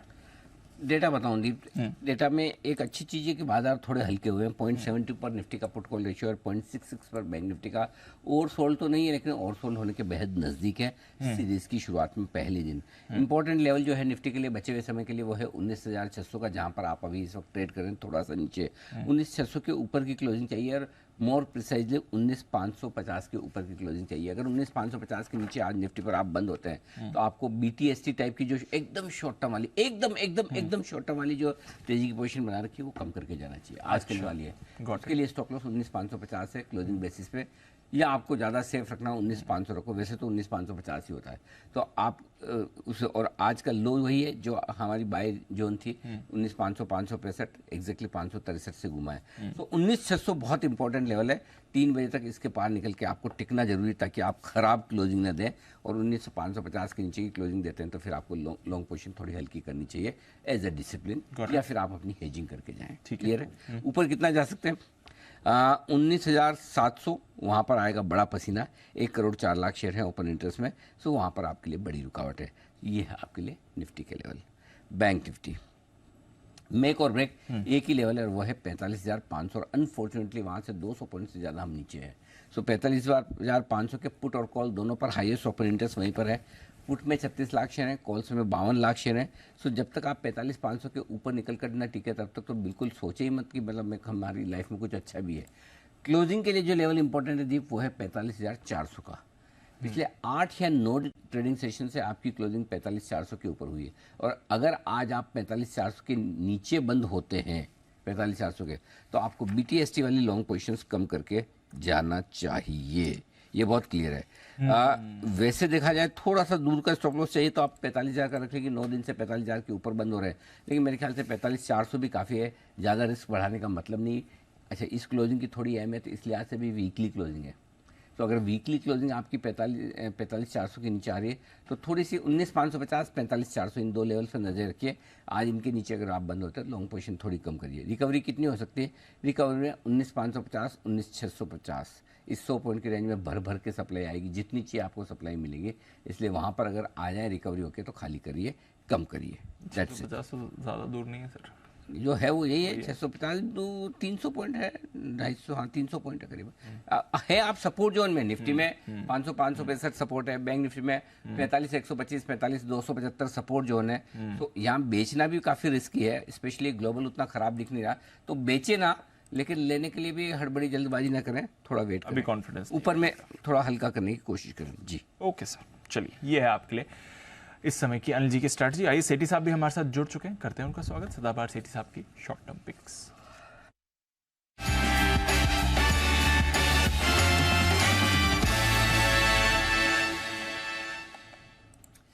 सेठी साहब सुस्वागतम, बताएं सर क्या है इरादा? Anil ji, good afternoon Deepanshu. अनिल जी, बाजार में तो पिछले 3-4 दिनों में एक अच्छी खासी गिरावट आई है। बट मुझे लगता है कैश मार्केट के स्टॉक्स अभी भी अच्छा कर रहे हैं और ये गिरावट के बाद अब और अच्छे हो गए हैं, तो मुझे लगता है खरीदना चाहिए। तो 2 स्टॉक्स है कैश मार्केट के जिनमें खरीदारी करने की सलाह। पहला बताओ अनिल जी, जो आज का पहला स्टॉक है एक पेपर स्टॉक है और स्टॉक का नाम है ओरिएंट पेपर, जो अभी 43 रुपए के लेवल्स पे ट्रेड करता है। शॉर्ट टर्म टारगेट है 47 के, स्टॉप लॉस रखना है 41 रुपए का। ये एक सीके बिरला ग्रुप की कंपनी है जो कि राइटिंग और printing paper plus tissue paper बनाती है। दोनों 50-50% की कैपेसिटी है दोनों सेगमेंट की, और इंडिया की सबसे बड़ी टिश्यू पेपर बनाने वाली कंपनी है विद 17% मार्केट शेयर, और भारत से जो टिश्यू पेपर एक्सपोर्ट होता है उसमें 44% मार्केट शेयर इनका है। पेपर सेक्टर एक अच्छे दौर से गुजर रहा है, जिस तरह से डिमांड आ रही है पैकेज फूड से, ई कॉमर्स से, ऑर्गेनाइज रिटेल से, फार्मा, एफएमसीजी, इन सब सेक्टर से। फिर एक और जो गेम चेंजर है वो मैं कई बार बता चुका हूँ, नई अगर एजुकेशन पॉलिसी इंप्लीमेंट होती है तो फिर जितने भी करिकुलम है वो 22 लैंग्वेजेस में प्रिंट होंगे, तो उसके कारण से राइटिंग प्रिंटिंग पेपर की डिमांड जबरदस्त बढ़ सकती है, तो उसका एक ट्रिगर रहेगा। और बाकी हमने अभी हाल ही में पिछले वीक जेके पेपर के नतीजे देखे, बहुत ही तोड़फोड़ नतीजे थे। नतीजे के बाद स्टॉक ने 10-12% की तेजी करी थी। मुझे लगता है इस कंपनी के भी इस तिमाही के नतीजे बहुत अच्छे रहेंगे, तो खरीदारी उस लिहाज से भी करनी है। बाकी वैल्यू के लिहाज से बहुत ही डीप वैल्यू है इस स्टॉक में, बिकॉज ये जो सीके बिरला ग्रुप की दूसरी कंपनियां है जैसे हैदराबाद इंडस्ट्रीज लिमिटेड, उसमें ये कंपनी 9 लाख शेयर ओन करती है, अराउंड 12.02%। अल्ट्राटेक सीमेंट में 1.46 लाख मतलब 1,46,000 शेयर्स ओन करती है। सेंचुरी टेक्सटाइल्स में 12,45,000 शेयर्स ओन करती है, जिसकी टोटल मार्केट वैल्यू आती है 550 करोड़। और इस कंपनी के पास 850 एकड़ का लैंड बैंक है, ओडिशा में अनयूटिलाइज्ड लैंड है, और दिल्ली में भी एक वैल्यूएबल लैंड पार्सल है इनके पास जिसकी वैल्यू आती है 1000 करोड़। तो ये दोनों इन्वेस्टमेंट की वैल्यू आ रही है 1550 करोड़, जबकि इस कंपनी की आज की मार्केट कैप सिर्फ 900 करोड़ के आसपास ही है, जिसके अंदर एक अच्छा खासा पेपर का कारोबार है। मार्च तिमाही भी बहुत अच्छी थी, 49 करोड़ का पैट था जो पिछले साल 2 करोड़ का नुकसान था। तो इस तरह का एक कारोबार भी है, और फिर इतनी एसेट्स है, उसके हिसाब से देखें तो बहुत ही सस्ते वैल्यूएशन पे स्टॉक ट्रेड कर रहा है। फिर एफआईएस डीएस भी बुलिश लगते हैं, अराउंड 10% हिस्सेदारी है, जिसमें निपॉन है, एचएसबीसी है, क्वांट है। तो इस स्टॉक में खरीदारी करने की सलाह है। मुझे लगता है बहुत ही जल्दी हम ये 47 रुपए तक के लेवल्स इसमें देख सकते हैं। 41 का स्टॉप लॉस रखना है। ओके 47 का टारगेट, 41 का स्टॉप लॉस, ओरिएंट पेपर। और सिटी साहब की बात करते करते स्टॉक में थोड़ी जान आपको आती हुई दिख रही है। कोई और कॉल सिटी साहब? हाँ बिल्कुल, मैंने जैसे कहा 2 स्टॉक है कैश मार्केट के, तो दूसरा स्टॉक भी एक होल्डिंग कंपनी टाइप का स्टॉक ही है, रैमको इंडस्ट्रीज। मतलब पहले तो इसका खुद का एक बड़ा कारोबार है। ये रैमको ग्रुप की कंपनी है जिसका मेनली फाइबर सीमेंट शीट्स बनाती है, फिर कैल्शियम सिलिकेट बोर्ड्स बनाती है। और ये कंपनी का मतलब एक जापान की कंपनी के साथ टाई अप भी है कैल्शियम सिलिकेट बोर्ड बनाने के लिए, जो कि आजकल ये प्रोडक्ट काफी पॉपुलर हो रहा है। जिप्सम बोर्ड्स, प्लाईवुड और पीओपी वगैरह को रिप्लेस कर रहा है। और एक जबरदस्त कंपनी है बिल्डिंग मटेरियल्स, मतलब मेनली रूफिंग शीट्स और बिल्डिंग मटेरियल्स के कारोबार में। फिर एक कैप्टिव इनके पास विंड पावर भी है और थोड़ा बहुत मर्चेंट सेल भी करते हैं। बाकी एक सॉलिड फंडामेंटल्स वाली कंपनी है। मार्च तिमाही भी बहुत अच्छी थी, 42 करोड़ का पैट रिपोर्ट किया जो पिछले साल 20 करोड़ का पैट था। और ये कंपनी में भी 21.36% स्टेक ओन करती है ये रैमको सीमेंट्स में, जो इनकी ग्रुप कंपनी है उसमें, जिसकी वैल्यू है 4,650 करोड़ आज के प्राइस के हिसाब से। और इस कंपनी की मार्केट कैप है सिर्फ 1426 करोड़, तो उस लिहाज से भी बहुत ही सस्ता नजर आता है। और बाकी स्टॉक बहुत दिनों से इन लेवल्स पे कंसोलिडेट कर रहा है। मुझे लगता है एक अच्छी तेजी इस स्टॉक में बननी चाहिए, तो खरीदारी करने की सलाह है for a target of 190, stop loss of 172। 190 के टारगेट के लिए रैमको इंडस्ट्रीज, इस पर भी करके चलें खरीदारी। ये है आपके लिए 2 पिक्स सिटी साहब की तरफ से। बहुत बहुत शुक्रिया सर हमारे साथ जुड़ने के लिए और अपनी कॉल्स शेयर करने के लिए। आइए बढ़ते हैं आगे और फोकस करते हैं कुछ और एक्शन पर जो बाजार में चल रहा है। आईटीसी ये हमारे रेडार पर रहा है। होटल डीमर्जर की बड़ी खबर इस हफ्ते आई थी, उसके बाद कंपनी ने कॉन कॉल किया है और कई अहम मुद्दों पर क्लैरिफिकेशन भी दिया है। आपको याद होगा जब डीमर्जर की खबर आई थी तो कई सारे हमने सवाल भी उठाए थे जहां पर क्लैरिफिकेशन की जरूरत थी। यस, क्या सारी चीजों पर क्लैरिफिकेशन आया कि नहीं? क्या कहना है मैनेजमेंट का? कुछ पे तो आया है, कुछ पे आया, कुछ बाकी है। नूपुर बताएंगे। बिल्कुल सर, बहुत सारी चीज़ों पे आया, कुछ चीज़ें पेंडिंग भी रह गई। सबसे पहले हमारा यही सवाल था कि 40% होल्डिंग क्यों रखी है आईटीसी लिमिटेड में कंपनी की। तो उस पर कंपनी का कहना है कि वो इसको पूरा इसलिए डीमर्ज नहीं करे ताकि उनको जो आईटीसी की ब्रांड है उसका एक बेनिफिट मिलता हुआ दिखेगा, सिनर्जी बेनिफिट हो सकते हैं आगे चल के। यहाँ पे जो कंफर्ट है ब्रांड नेम का उसका भी फायदा आईटीसी होटल को मिलेगा, तो जिसके चलते उन्होंने 40% हिस्सेदारी रखी है। दूसरा सवाल यही था कि जो ब्रिटिश अमेरिकन टोबैको कंपनी है वो अपना हिस्सा बेचेगी, क्या करेगी, वो होल्ड करेगी या फिर वो बेच देगी। अगर वो बेचती है तो क्या आईटीसी उस हिस्से को खरीदेगी, तो उस पर उन्होंने कहा है कि अभी उनका फिलहाल कोई ऐसा इंटेंशन नहीं है कि वो 40% से ज़्यादा अपनी हिस्सेदारी आईटीसी होटल में बढ़ाए, तो अभी वो 40% ही हिस्सा रखेंगे। बाकी बात रही ब्रिटिश अमेरिकन टोबैको कंपनी की, तो वहाँ पे उनका कहना है कि जो चॉइस है वो बैट की है, वो चाहे तो रख भी सकते हैं और वो चाहे तो बेच भी सकते हैं, उस पर कोई क्लैरिटी फिलहाल नहीं आई है। तीसरा सवाल ये था कि डीमर्जर और भी आ सकते हैं कि आने वाले समय में, तो वहाँ पे उन्होंने कहा कि फिलहाल कोई भी प्लान्स नहीं है डीमर्जर के, अभी फिलहाल तो सिर्फ होटल को ही डीमर्ज करेंगे, बाकी के कारोबार आईटीसी लिमिटेड में ही रहने वाले। तो ये स्ट्रक्चर कैसे होगा, अगर आपके पास 10% शेयर होल्डिंग है आईटीसी लिमिटेड की, तो आपका स्ट्रक्चर होटल्स में कैसा हो सकता है। पहला तो उनका कहना है कि एक सब्सिडरी बनाई जाएगी जहाँ पे सारे होटल्स के जो एसेट्स है उसे ट्रांसफर कर दिए जाएंगे, और अगर आपके पास 10% हिस्सा है तो आपके पास 6% हिस्सेदारी डायरेक्ट होगी आईटीसी होटल में, और जो 4% हिस्सेदारी है वो इनडायरेक्ट होगी क्योंकि वो 40% आईटीसी लिमिटेड के पास होगा, तो इनडायरेक्टली आपके पास 4% आईटीसी लिमिटेड के द्वारा आने वाला है। उसके बाद टैक्स इम्पैक्ट क्या होगा, तो कंपनी का कहना है कि टैक्स न्यूट्रल है और जिससे ये शेयर्स मिलेंगे उनके हाथों में भी टैक्सेबल नहीं होगा। स्टैम्प ड्यूटी पे भी लोगों ने सवाल उठाए थे कि स्टैम्प ड्यूटी पे अभी बड़ा कॉस्ट इम्पैक्ट आ सकता है, तो कंपनी ने कहा कि ऐसा कोई बड़ा कॉस्ट इम्पैक्ट स्टैम्प ड्यूटी का नहीं आएगा। स्टेट वाइज जो भी होटल्स प्रॉपर्टीज़ है उस पर उनके रेगुलेशन के हिसाब से स्टैम्प ड्यूटी पे कर दी जाएगी, लेकिन उसका कॉस्ट इम्पैक्ट बहुत नेग्लिजिबल है, कोई भी सिग्निफिकेंट इम्पैक्ट नहीं है। रॉयल्टी चार्जेस पे उनका कहना है कि आईटीसी का ब्रांड नेम यूज़ होगा तो थोड़े माइनर रॉयल्टी पेमेंट्स भी आईटीसी होटल करेगा आईटीसी लिमिटेड को। और ग्रोथ स्ट्रैटेजी को लेके उन्होंने कहा कि एसेट लाइट मॉडल रहने वाला है, बुक्स में कोई भी कर्ज नहीं होगा। आगे चल के अगर कोई भी फंड रेजिंग होगी तो आईटीसी होटल में एज ए इंडिविजुअल कंपनी ही होने वाली है।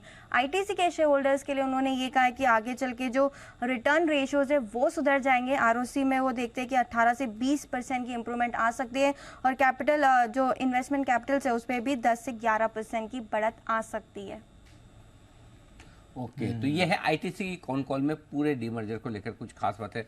सबसे खास क्या है इसमें जो आपको लग रहा है कि भाई हाँ ये चीज़ बहुत गाइड करने के लिहाज से? एक तो जो मुझे समझ में आया वो ये कि आईटीसी कह रहा है कि हम 40% हिस्से ही रखेंगे, हम इससे बढ़ाएंगे नहीं, इससे ज़्यादा नहीं बढ़ाएंगे, चाहे वो बेच के भी अगर कोई जाता है या रखता है। बैट बेचे तो बेचे, मार्केट में बेचे, गाँव को बेचे, हम नहीं लेंगे, हम नहीं लेंगे। करेक्ट। और दूसरा ये कि फुल डीमर्जर नहीं करके थोड़ा आधा अधूरा डीमर्जर, इससे क्या था कि आईटीसी का नाम बना। नहीं, ऐसे तो डीमर्ज करके अगर इसका नाम आईटीसी होटल ही रखते थे और रखा है अभी भी, और फुली करते तो कौन सा फर्क पड़ता, बताओ? ऐसा तो नहीं कि कहीं ये रॉयल्टी लेते रहे इस चक्कर में क्या? रॉयल्टी का उन्होंने बोला है, तो इसलिए तो पूछा, मैंने सुना बराबर आपने जो बोला, मेरे ध्यान में। मतलब उन्होंने वैल्यू नहीं बताई कि कितने परसेंट, थोड़ा बहुत लेंगे, थोड़ा बहुत लेंगे। तो मुझे ऐसा फीलिंग आ रहा है कि रॉयल्टी के चक्कर में कि चलो रॉयल्टी आती रहेगी। शरद जी से पूछे, कलकत्ता वाली है, हाँ, उन्हीं के गांव की कंपनी है। बिल्कुल। शरद जी, आईटीसी क्या है व्यू आपका? कौन कौन की डिटेल्स आपने अभी नुपुर से सुनी होंगी, सर बताएं। देखिए हमारा यही मानना है कि हालांकि कलकत्ता वाले होने की वजह से कोई स्पेशल इन्फॉर्मेशन नहीं आती मेरे पास। नहीं, हमारी गलतफहमी है सर, आपकी तरफ से गलत हो, हम मानते हैं कि आप मतलब इन्फॉर्मेशन ना हो लेकिन आप ट्रैक ज्यादा करते हैं, क्योंकि ये क्या है, कुणाल जी, राकेश जी का भी यही सिस्टम है। दिल्ली में इधर उधर जहाँ भी इनके पहचान मतलब या जहाँ जो वहाँ की कंपनी, उन पे ज़्यादा नज़र रहती है, आते जाते वक्त हमेशा नज़र रखते हैं। इसलिए हो सकता है आपकी ITC Sonar Bangla, ITC royal tiger, क्या क्या दो है ना बढ़िया बढ़िया वाली होटल्स कोलकाता की, कौन कौन सी है? सोनार बांग्ला ही है आईटीसी, और दूसरी दो है ना एकदम पास पास में लग के, एकदम जो पुरानी वाली आईटीसी रॉयल बंगाल। नहीं, आईटीसी तो बस सोनार बांग्ला ही है। सोनार बांग्ला, अच्छा तो वो हो सकता है दो एक साथ में है, कोई तो अभी सेठी साहब भी नींद पूछ लेता, कलकत्ता वाले थोड़े वो भी है। अच्छा बताएं सर, आईटीसी पर अपनी राय। तो सर ब्रॉडली मुझे लगता है कि बैट जो ब्रिटिश टोबैको है उसकी वजह से भी एक शायद डिसीजन लिया हो मैनेजमेंट ने होल्ड करने का, और ब्रॉडली ये हो सकता है कि अगर होटल्स एक ऐसा बिजनेस है जहां फंड इन्फ्यूजन्स की आगे ज़रूरत पड़ सकती है, प्रोमोटर सेल्फ की ज़रूरत पड़ सकती है, वो एक थॉट प्रोसेस हो सकता है। बट मुझे लगता है ज़्यादा ऐसा कोई प्रॉब्लम होनी नहीं चाहिए। आईटीसी अपने आप में होटल से काफ़ी बड़ा ब्रांड है और मेरे हिसाब से मेनली हो सकता है कि ब्रिटिश टोबैको का ये एक मानना हो कि मैं एक और छोटी कंपनी में होल्डिंग वो ना रखना चाहती हूँ, तो इस वजह से यहाँ पे ये होल्डिंग इन्होंने थोड़ी अपने पास रखी है, प्रोमोटर लेवल पे वो उनका डिसीजन हो। बट अदरवाइज ऐसे कोई लॉजिकली जो भी बातें बता रहे हैं उसमें तो कोई बहुत लॉजिक लग नहीं रहा है उनके 40% शेयर होल्ड करने का। और ऐसे भी आईटीसी में कोई बहुत बड़ी एंटिटी होटल्स है नहीं, अगर आप बेस्ट वैल्यूएशन भी दें तो मेरे हिसाब से 15-16 हज़ार करोड़ के आसपास की ईवी बैठेगी, तो उसमें बहुत ज़्यादा कुछ ऐसा रीड करने का नहीं है। तो 20-30 रुपए जो स्टॉक बढ़ा था उस खबर पे वो हो गया। मेरे हिसाब से ये जो फ्यूचर प्लान को लगभग कुछ कॉन्क्रीट नहीं बताया बाकी डीमर्जर को लेके, तो वो थोड़ा सा नेगेटिव है। और वैल्यूएशन के लिहाज से हमारा मानना है अगर आप कंसोलिडेटेड एंटिटी को इकट्ठा देखें, 25 टाइम की वैल्यूएशन दें, तो लगभग 475-480 पे स्टॉक फुल्ली वैल्यूड है। तो यहाँ से बहुत ज़्यादा अपसाइड मुझे नहीं लगता कि बनती है। जी, तो ये है आईटीसी पर बहुत ज़्यादा अपसाइड की गुंजाइश है नहीं। राय आपके लिए आती हुई इस वक्त आईटीसी पर राय देना चाहते हैं कुणाल जी भी। जी कुणाल जी। अनिल जी देखिए, आईटीसी पर तो राय मैं दूंगा ही अनिल जी। उसके अलावा अनिल जी कलकत्ता की आपने बात की, तो कलकत्ता अनिल जी मेरी जन्मभूमि है, मेरा ननिहाल भी कलकत्ता में है, तो अनिल जी कलकत्ता से भी मेरा संपर्क है। लेकिन अनिल जी एक बात यहाँ आपको बता दूं कि अनिल जी मैं और बंसल जी दिल्ली में बैठे केवल दिल्ली की कंपनियों को ट्रैक नहीं करते अनिल जी। आईटीसी में तो बंसल जी की इतनी दिलचस्पी है कि अनिल जी अगरबत्ती तक आईटीसी की यूज कर रहे हैं, आटा खा रहे हैं। और उसके अलावा अनिल जी आईटीसी की सिगरेट कौन पीता है, कितनी पीता है, ये जांचने के लिए अनिल जी प्रिया सिनेमा के आसपास भी घूमते पाए जाते हैं। तो अनिल जी इससे ज्यादा मेहनत तो अनिल जी आईटीसी की रिसर्च कोई भी नहीं करता होगा। ये बात तो बड़ी है, लेकिन 2 होटल है तो पास है ना? कोई दूसरा मुझे पता नहीं, मुझे याद नहीं आ रहा। नहीं, गूगल मैप पे देखो तो आईटीसी सोनार और आईटीसी। अरे ताज बेंगल अलग है, दूसरी जगह। क्या क्या काय की जन्मभूमि आपकी। कभी जाके भी आया करो जन्मभूमि वापस।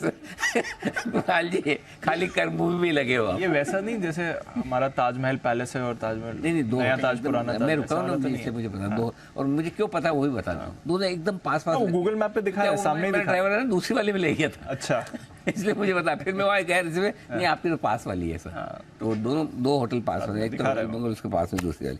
यानी हाँ ये है ना, देखो आ गए सेठी साहब हमारे। हाँ, आईटीसी रॉयल बंगाल और आईटीसी सोनार बांग्ला, बोला दोनों आईटीसी। अरे शरद जी फंस गए। अरे शरद जी आप तो कोलकाता के ही हो। कुणाल जी तो थोड़े बहुत है क्लेम करते रहते हैं, अलग बात है, फॉल्स क्लेम है उनका। तो आप तो जी कुणाल जी। अनिल जी एक्चुअली दिक्कत ये है अनिल जी, कलकत्ता जाके होटल में ठहरने का मौका ही नहीं मिलता है अनिल जी, ये है दिक्कत। इस वजह से अनिल जी थोड़ा सामान्य ज्ञान कम है अनिल जी कलकत्ता को लेकर। बहाना तो कुणाल जी का बहुत इतना बढ़िया वाला, मतलब वेरी नाइस, अच्छा वाला बहाना है। अच्छा वाला बहाना, क्वालिटी बहाना है एक्चुअली। जी बिल्कुल। तो चलिए, ये है आपके लिए आईटीसी जिस पर आपको रखनी है नजर, एक्शन में रह सकता है। आइए, इनफैक्ट अनिल जी को तो रेडार पर रहा है, कई बार रेकमेंड भी किया। आई डोंट नो, होटल में रहने के बाद, सर्विस देखने के बाद भी शायद ना पहले से बड़ा है, उससे पहले से भी। ठीक है, एक बार देख लेते हैं। लगातार रिकमेंडेशन लिस्ट में रहा है आपके लिए आईटीसी पिछले 2.5-3 साल से। आईटीसी वो कंपनी है जिसमें लंबे समय से इन्वेस्टर्स इन्वेस्ट करके इंतजार कर रहे हैं कि कब ये स्टॉक उन्हें रिटर्न देगा। और इस रिटर्न देने की वजह ये है कि बहुत सारे बिजनेसेस आईटीसी में हैं, और वो सारे बिजनेसेस एक साथ ऐसे हैं कि कुछ बिजनेसेस बहुत अच्छे हैं, कुछ कम अच्छे हैं, और उनको सबको आपको साथ में खरीदना है। और सबसे बड़ी चीज जो आईटीसी करने जा रही है, एफएमसीजी बिजनेस को फ्लैगशिप कंपनी में कर देगी। तो आप सोच सकते हैं कि स्टॉक का दाम यहाँ से दुगुना होना चाहिए। जी हाँ, यहाँ से दुगुना होना चाहिए। ITC stock of the year, मुझे लगता है ये साल, ये फाइनेंशियल ईयर आईटीसी के लिए एक गेम चेंजिंग बड़ा साल होना चाहिए। ये अंदाजा है कि इस साल शायद आईटीसी का टॉप मैनेजमेंट वैल्यू अनलॉकिंग करने के बारे में सोच सकता है। अगर वैल्यू अनलॉकिंग वाला मामला हुआ तो फिर ये स्टॉक सिर्फ स्टॉक ऑफ द ईयर नहीं है, ये स्टॉक ऑफ मल्टी ईयर है। कम से कम फिर 2 या 3 साल के लिए इस स्टॉक को आपको रखना चाहिए। ये स्टॉक इन्वेस्टर्स के लिए, ट्रेडर्स के लिए नहीं है। अगर आप इन्वेस्टर हैं तो हर गिरावट में एक्यूमुलेट करें। मैं आपको एक ही चीज कहूंगा, आईटीसी को टारगेट के धागों में ना बांधे। इसको 10, 15, 20 रुपए के लिए खरीदे भी ना, इन्वेस्टमेंट के लिए लेकर भूल जाइए। जी। ये 3 बिजनेस डीमर्ज होंगे जी। अल्टीमेटली, जी। तभी वैल्यू अनलॉकिंग होगी। ये 2022 का स्टॉक है आईटीसी, हाथ मत लगाना, बेचना ही नहीं है, रख के रखना है। 100% अगर सवाल ही पैदा नहीं होता। अभी तो सिर्फ 3 साल की ऊंचाइयों पर। 3 साल की। जिन लोगों के पास है उनको सोचना ही नहीं है बेचने के बारे में, मतलब ये तो सोचना ही नहीं है। मतलब जितना मैं बुलिश 150, 175, 200 पे था, उतना ही अभी भी है। आईटीसी के होटल कारोबार को के डीमर्जर को सैद्धांतिक मंजूरी दे दी गई है। लगातार भरोसा रहा है आईटीसी पर और अभी भी वो भरोसा बना हुआ है। नजर रखे इस काउंटर पर, आज थोड़ा मोमेंटम में वापस आ रहा है। डेज हाई पर आईटीसी आपको ट्रेड करते हुए दिखेगा। आइए कंजम्पशन स्पेस में ही रहते हैं। मैरिको, इसके भी नंबर्स आने वाले हैं, क्या है अनुमान जानते हैं। नुपुर है हमारे साथ तैयार। नुपुर बताइए। बिल्कुल, जो क्वार्टरली अपडेट आया था वहाँ से काफ़ी कुछ सामने आ चुका था, लेकिन उसी पे अनुमान बता देती हूँ। कंपनी की आय बिल्कुल फ्लैट रहने वाली है, 2590 करोड़ के आसपास की कंपनी की आय आ सकती है। कामकाजी मुनाफा देखें तो 6% की ग्रोथ लेके चल रहे हैं, 561 करोड़ के आसपास की कंपनी की कामकाजी लेवल पे मुनाफा आ सकता है। मार्जिन में 100 बेसिस पॉइंट का इंप्रूवमेंट है, 21.5% के मार्जिन इस क्वार्टर में आ सकते हैं।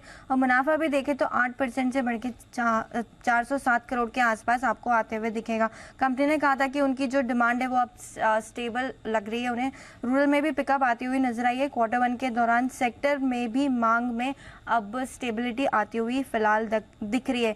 कंसोलिडेटेड आय में देखें तो उनका मानना था कि बिल्कुल फ्लैट आती हुई नजर आएगी। ग्रॉस मार्जिन में बढ़ोतरी का अनुमान लेके चल रहे हैं, चाहे वो वाई बेसिस पे हो या क्वार्टर ऑन क्वार्टर बेसिस पे हो। लेकिन घरेलू वॉल्यूम्स में देखें तो आपको लो सिंगल डिजिट में ग्रोथ आती हुई नजर आएगी, 3 से 4% का यहाँ पे अनुमान है।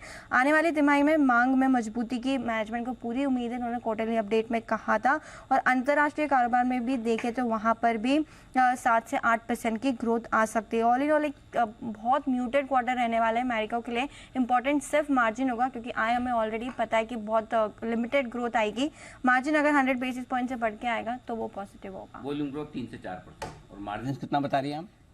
100 बेसिस पॉइंट से बढ़ के 21.5% के आसपास, 21.5% के मार्जिन आने चाहिए। ओके, 2 आंकड़े सबसे इंपॉर्टेंट मैरिको के लिए, आपके लिए इन पर आपको रखनी नजर। वॉल्यूम ग्रोथ और मार्जिन्स रखेंगे। बिल्कुल। मैरिको चार्ट्स देख लेते हैं। मैरिको आमतौर पर रिकमेंड कौन करता है पैनल में? सुमित जी। सुमित जी चार्ट्स देखिए।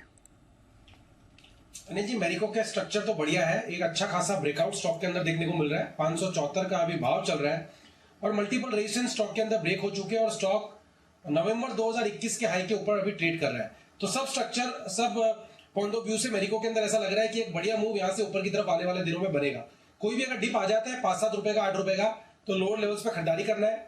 स्टॉक का नीचे पे 560 के पास का या 558 के पास का सपोर्ट या स्टॉप लॉस बनेगा और ऊपर में 600 के लेवल इस बार ही टूटने चाहिए। तो डिप में खरीदारी करें और एग्जिस्टिंग पोजीशंस होल्ड रख के चलें।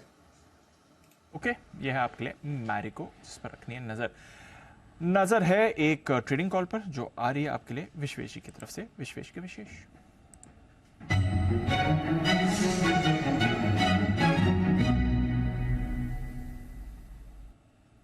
बताएं सर। खरीदना है बैंक निफ्टी का call option Deepanshu.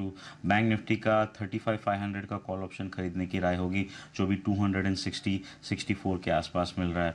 Bank Nifty का पुट कॉल रेशियो 0.6 है। एक्सपायरी का फर्स्ट डे है। डेली चार्ट पे हम सपोर्ट जोन में पहुंच गए हैं और HDFC बैंक, ICICI बैंक दोनों एक क्रिटिकल सपोर्ट के आसपास है। मुझे लगता है जिस हिसाब से निफ्टी निकलेगा उस हिसाब से बैंक निफ्टी भी निकलेगा। इनफैक्ट बैंक निफ्टी सपोर्ट करेगा। तो यहाँ पे स्टॉप लॉस काफ़ी बड़ा नहीं है, 210 का स्टॉप लॉस रखेंगे। पहला टारगेट 330 का होगा और दूसरा टारगेट 370 का होगा। सो बैंक निफ्टी पे 45,500 के कॉल ऑप्शन की राय है। बैंक निफ्टी पर भी कॉल ऑप्शन की खरीदारी की राय आ गई। थोड़ी देर पहले 19,500 का निफ्टी का कॉल खरीदा था, अब बैंक निफ्टी पर 45,500 का कॉल आपको खरीद कर चलना है। ये है विश्वेश जी की पसंद इस समय। आइए टाटा कम्युनिकेशंस, इस पर हम फोकस कर रहे हैं। मार्च के बॉटम से अब तक करीब 50% की स्टॉक ने रैली दिखा दी है। हमारा तो हाई कन्विक्शन काउंटर है, बाजार को इसमें क्या कुछ पसंद आ रहा है जिसकी वजह से स्टॉक में एक इतनी बड़ी रैली आई है, समझते हैं वरुण के साथ। वरुण हमारे साथ तैयार, बताएं। तो दीप, बाजार में दरअसल अब चर्चा ये है कि MSCI का स्टैंडर्ड इंडेक्स जो है उसमें टाटा कम्युनिकेशन ऐड हो सकता है। और बेसिकली ये नुवामा की एक रिपोर्ट है जो कि कह रही है कि नवंबर में जो रिबैलेंसिंग होने वाली है या फिर जो बदलाव होंगे उसमें टाटा कम्युनिकेशन जो है MSCI के स्टैंडर्ड इंडेक्स में इंक्लूड हो सकता है। अब इनका ये कहना क्यों है? देखिए, ये कह रहे हैं कि लगातार स्टॉक में जो है पिछले कुछ दिनों से रैली देखने मिल रही है और MSCI के इंडेक्स में इंक्लूड होने के लिए सर्टन क्राइटेरियाज रहते हैं।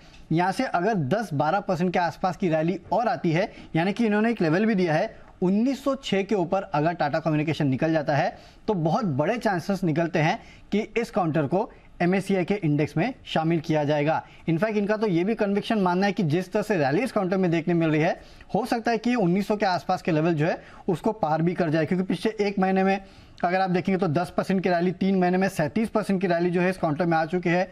नतीजे अच्छे आए थे। इनफैक्ट आपको याद होगा मेरे ख्याल से जून के महीने में ही इन्होंने एक अपना इन्वेस्टर डे किया था और तब कहा था कि जो ओवरऑल डेटा का कारोबार है उसमें अगले 4 साल में 2 गुने से ज़्यादा बढ़ोतरी जो है वो आपको देखने मिल सकती है और कहीं ना कोई बहुत बड़ा ग्रोथ ड्राइवर जो है ये रह सकता है। नतीजों के बाद CLSA ने भी प्राइस टारगेट बढ़ाया था, 1755 से बढ़ा के 1800 का किया था। तो कन्विक्शन हर जगह से आ रहा है, रैली हो रही है स्टॉक में लगातार और ये रैली और भी हो सकती है, ज़्यादा दूर है नहीं, करीब 150 रुपये और चलना है, 150 पौने 200 के आसपास का। 1906 का लेवल याद रखेगा, अगर इस लेवल के पार जाता है तो काफ़ी ज़्यादा चांसेस है कि नवंबर के रीबैलेंसिंग में टाटा कम्युनिकेशन को MSCI इंडिया स्टैंडर्ड इंडेक्स में शामिल किया जा सकता है। एक और ट्रिगर आ गया इसके लिए तो चलिए, इंटरेस्टिंग है। टाटा कम्युनिकेशंस लगातार इसके लिए ट्रिगर्स आ ही रहे हैं। ब्रोकरेजेस को भी पसंद आ रहा है काउंटर, नजर रखिए इस लेवल पर भी। हमारे तो रेडार पर है, MSCI भी कह रहे हैं। अब देखो, वजह कुछ भी हो कंपनी की परफॉर्मेंस अच्छी आएगी, ग्रुप अच्छा है, बिजनेस अच्छा है, शेयर बढ़ेगा। यस, भले मार्केट की तेजी की वजह से बढ़े, भले वरुण जी का MSCI के इंडेक्स में शामिल करने की वजह से बढ़े, भले ही हमारे कुणाल जी, राकेश जी टाटा कम्युनिकेशन को लगातार रिकमेंड करे उसकी वजह से बढ़े, वजह कुछ भी हो सकती है। वजह आज वागले साहब और बाकी एक्सपर्ट्स की तरफ से भी आप रिकमेंडेशन लिस्ट में आया। तो मेरा तो एक ही है, मैं तो बस एक ही इस चीज़ के पीछे बढ़ा हूँ। मेरा सपना है कि मैं इस स्टॉक को एक दिन निफ्टी में देखना, ये इतनी बड़ी कंपनी बने, बस मैं तो ये चाहता हूँ देखना बस। तो सर जी बताएंगे हमें, सर जी मेरा सपना पूरा होगा? नहीं, डेटा बिजनेस में देखिए थोड़ा इनको प्रॉब्लम तो हो रही थी बीच में, लेकिन अब जैसा कंपनी बोल रही है कि वहाँ थोड़ी इम्प्रूवमेंट आ सकती है। और उसके अलावा कुछ इनोवेटिव सेगमेंट्स हैं जहाँ से कुछ नए ट्रैक्शंस आने वाले समय में निकल के आ सकते हैं। तो मुझे लगता है जैसा डेटा का ट्रैक्शन है और जो 5G आने के बाद जैसे जैसे इंडस्ट्रियल में इसका यूज़ बढ़ता है, मुझे लगता है डेटा में जो वॉल्यूम है उसमें काफ़ी बढ़िया ग्रोथ आने वाले समय में देखने मिलनी चाहिए। और सबसे स्टेबल सर्विसेज मेरे हिसाब से टाटा की हैं। तो पॉसिबिलिटी है कि जो मेरे हिसाब से एग्जिस्टिंग से तो उतनी ट्रैक्शन में नहीं देख पा रहा, लेकिन कुछ ना कुछ नया जो ये कर रहे हैं उसमें से बहुत सारी जगह ऐसी है जहाँ से बहुत कुछ फ्यूचर ग्रोथ के ट्रैजेक्टरी निकल के आ सकती है। FY24 में तो ज़्यादा कुछ एक्सपेक्टेड नहीं है। FY25 में एक्सपेक्टेड है कि कंपनी 70-75 रुपये जैसी अर्निंग रिपोर्ट करेगी। तो कंजर्वेटिवली भी चलिए तो मुझे लगता है 30 टाइम तो मिल जाना चाहिए, तो 2100-2200 रुपये के लक्ष्य बन जाएंगे। और लॉन्ग टर्म में मुझे लगता है data is the new oil, ये तो सब जानते हैं, और ये उस चीज़ को स्मूदन कर रहे हैं, सीमलेस कर रहे हैं।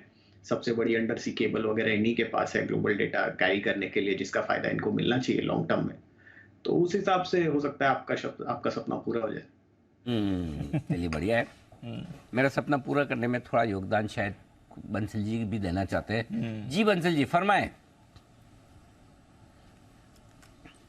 देखिए अनिल जी, बहुत लोग बोलते हैं, जैसे हमारे आशु जी भी बोलते हैं चार्ट काम नहीं करता, ये नहीं करता। तो अनिल जी दिक्कत क्या है, सब लोग छोटे छोटे चार्ट देखते हैं। तो अनिल जी टाटा कम्युनिकेशन में अभी भी लेट नहीं हुए हैं, बड़े वाले चार्ट देखें तो अनिल जी टाटा के 2 स्टॉक्स, एक तो टाटा कम्युनिकेशन और दूसरा टाटा केमिकल, जिसको सुबह हमने रिकमेंड किया था, अभी विश्वेश जी ने रिकमेंड किया है।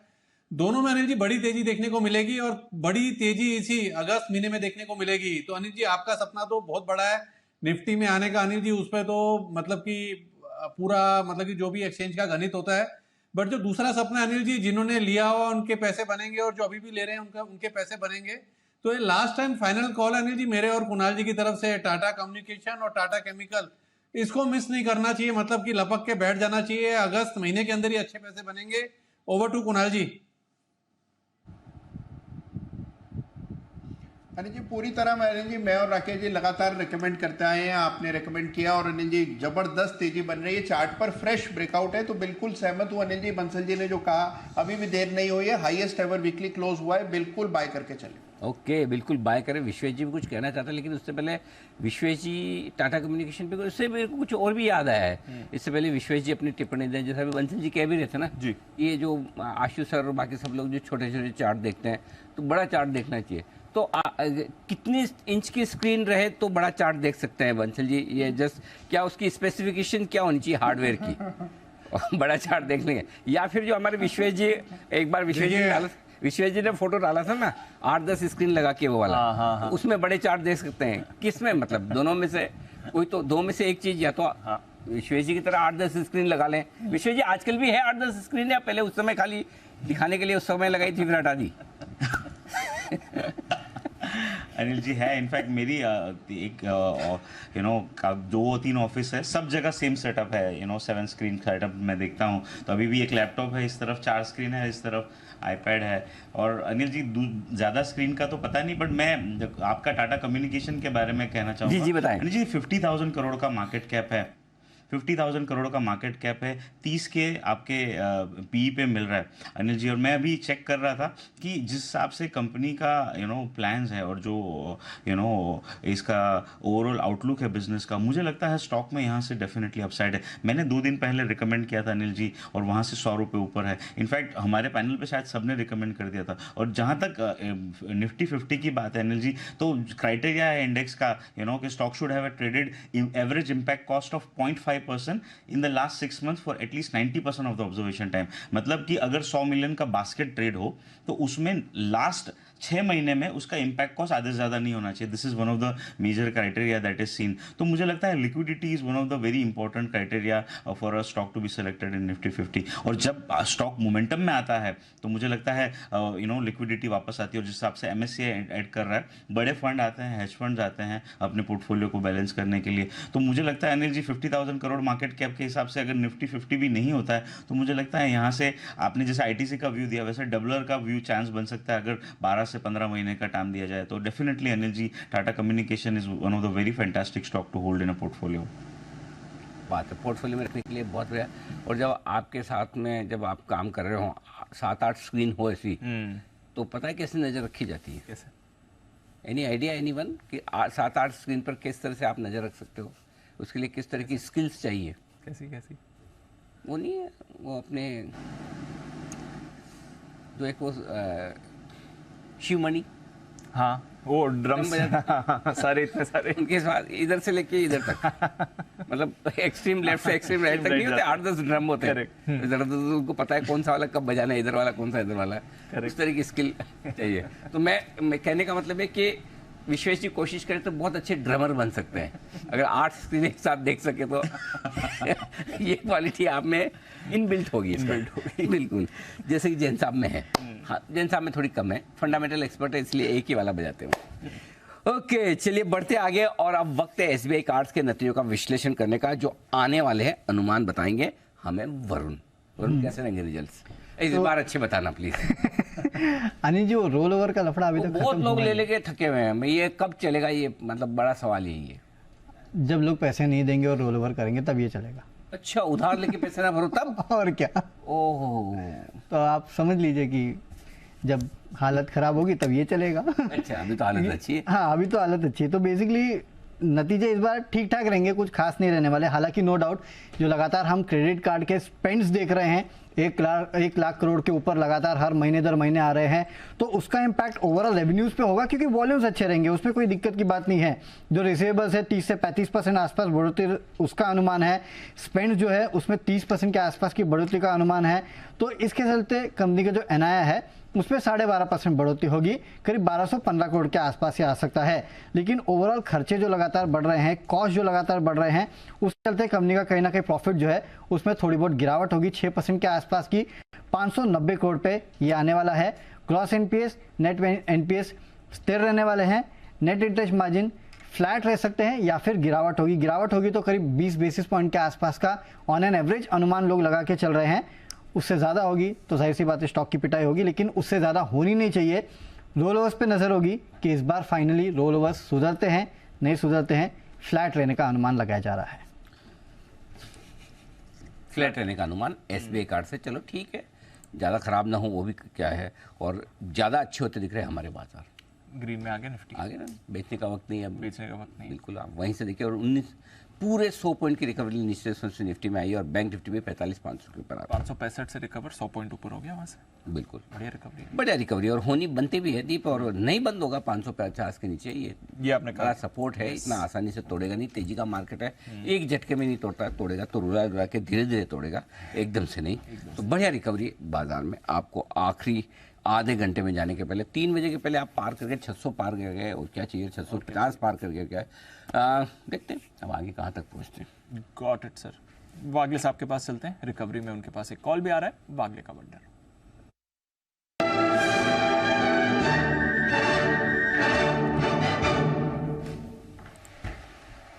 बताए वागले साहब। दीपांशु, ये स्टॉक जो मैं कवर कर रहा हूँ ये BTST के लिए भी है और ये मेरा stock of the next week भी होगा। LIC हाउसिंग फाइनेंस का पैटर्न काफी अच्छा है, 415 416 का करंट भाव है।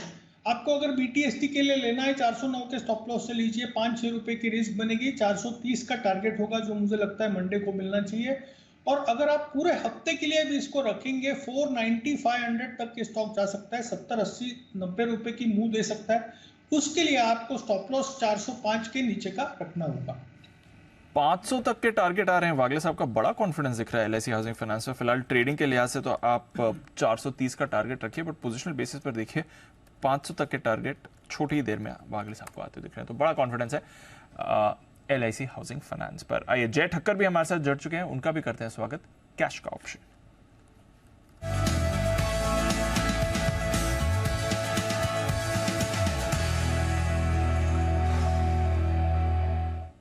स्वागत है जय, गुड आफ्टरनून। बिल्कुल रिकवरी के वक्त आप आ रहे हैं, अभी अभी निफ्टी भी पॉजिटिव टर्न हुआ है, बताएं क्या करना है इस बाजार में।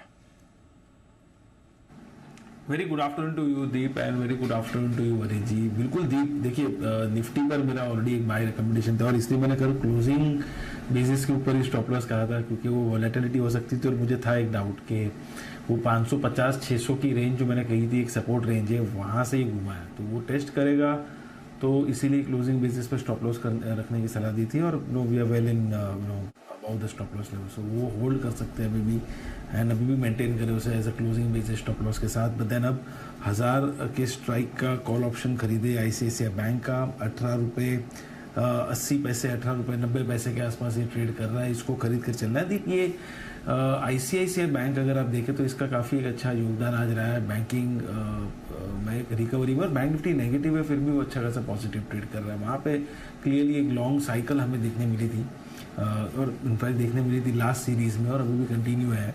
मुझे ऐसा लग रहा है कि ICICI बैंक में ऊपर लगभग 1020 1040 ये मिनिमम लेवल्स इमीडिएटली देखने मिल सकते हैं, which means around 2 to 4% move. Options के थ्रू अगर आप देखेंगे तो लगभग इसके टारगेट्स बनते हैं 26.40 26 रुपये 40 पैसे से लेके 29 रुपये, ये दो टारगेट्स के लिए। सेकेंड टारगेट भी छोटा दिया है, keeping in mind the weekend ahead, and stop loss जो नीचे होना चाहिए that can be placed at 14.70 14 रुपये 70 पैसे का एक स्टॉप लॉस लगाकर आप ICICI बैंक का 1000 के स्ट्राइक का कॉल ऑप्शन खरीदें। ओके, 1000 का कॉल ऑप्शन। एक बार टारगेट फिर से बताएं जय।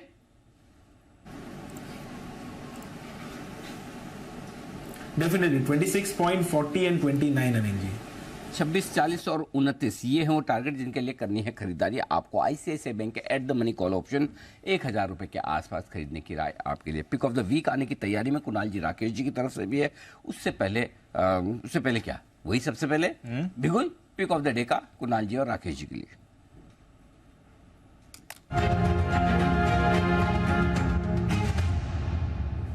माफ कीजिएगा, पिक ऑफ द वीक अगला हफ्ता सोमवार रखा है कुणाल जी और राकेश जी ने, इसलिए पिक ऑफ द वीक बताएं सर।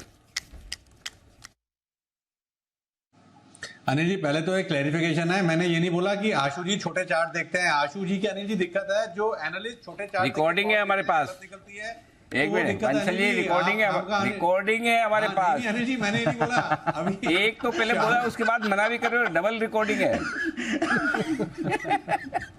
नहीं, मैंने बोला अनिल जी कि अच्छा नहीं, नहीं ये तो थोड़ी इधर उधर करके नहीं भी बोला तो थोड़ी इधर उधर करके सुनाएंगे। लेकिन आपको फंसाएंगे जरूर आशु जी के सामने। एक दीप वो रिकॉर्डिंग निकाल के रखना जब आशु जी आएंगे। हाँ हाँ रेडी डन सर। हाँ हो जाएगा। जी, हाँ, अब बताइए बंसल जी क्या कहना है आपको सफाई में।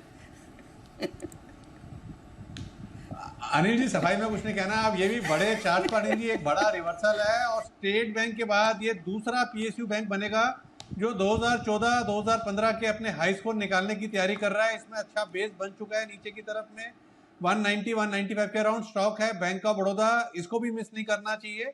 थोड़ा सा नजरिया बना के, महीने भर का नजरिया बना के डिलीवरी में खरीदारी की राय है बैंक ऑफ बड़ौदा की। ये भी अपने 2015 के हाई स्कोर निकालने के लिए तैयारी कर रहा है और अभी तक स्टेट बैंक एकमात्र PSU बैंक है जो अपने 2014-2015 के हाइस के ऊपर ट्रेड कर रहा है। सेकंड नंबर पर बैंक ऑफ बड़ौदा आएगा अगर ये लेवल्स तोड़ता है। ओवर टू कुणाल जी। अरे ये देखिए बड़ा ब्रेकआउट चार्ट पर आता हुआ दिख रहा है स्टॉक में। एक जिस तरह का कंसोलिडेशन पिछले कुछ दिनों में हुआ है, अब लगता है हमें कि वापस ट्रेंड रिजम्पशन होगा और जैसे बंसल जी ने कहा कि 212-13 के लेवल्स पार हुए तो स्टॉक में आपको बड़ी रैली देखने को मिलेगी। तो बैंक ऑफ बड़ौदा खरीद करके चले, थोड़ा सा बड़ा स्टॉप लॉस रखें 195 रुपए के आसपास। पहला टारगेट स्टॉक के लिए होगा 215 रुपए का, 215 का पहला टारगेट और 225 का इवेंचुअल टारगेट है। और अनिल जी बिल्कुल आपने सही कहा, बंसल जी ने यही कहा था कि आशु जी छोटे चार्ट्स देखते हैं। अनिल जी हाल में इन्होंने एक पार्टी की भी योजना बनाई जिसमें मुझे आमंत्रित नहीं किया। मैं पूरी तरह आपके साथ हूं। बिल्कुल वजह आप कुछ भी रखें, मेरे लिए इतना इंपॉर्टेंट है कि आप सहमत हैं। बाकी तो कोई दिक्कत वाली बात है नहीं। तो चलिए बैंक ऑफ बड़ौदा है वो स्टॉक जहां पर कुणाल जी और राकेश जी के लिए अगले हफ्ते के लिए खरीदारी की राय। और बिगुल मेरे ख्याल से सुमित जी की रिक्वायरमेंट है, जरा दिखाएं। ओके सुमित जी, सुमित का सुपरहिट।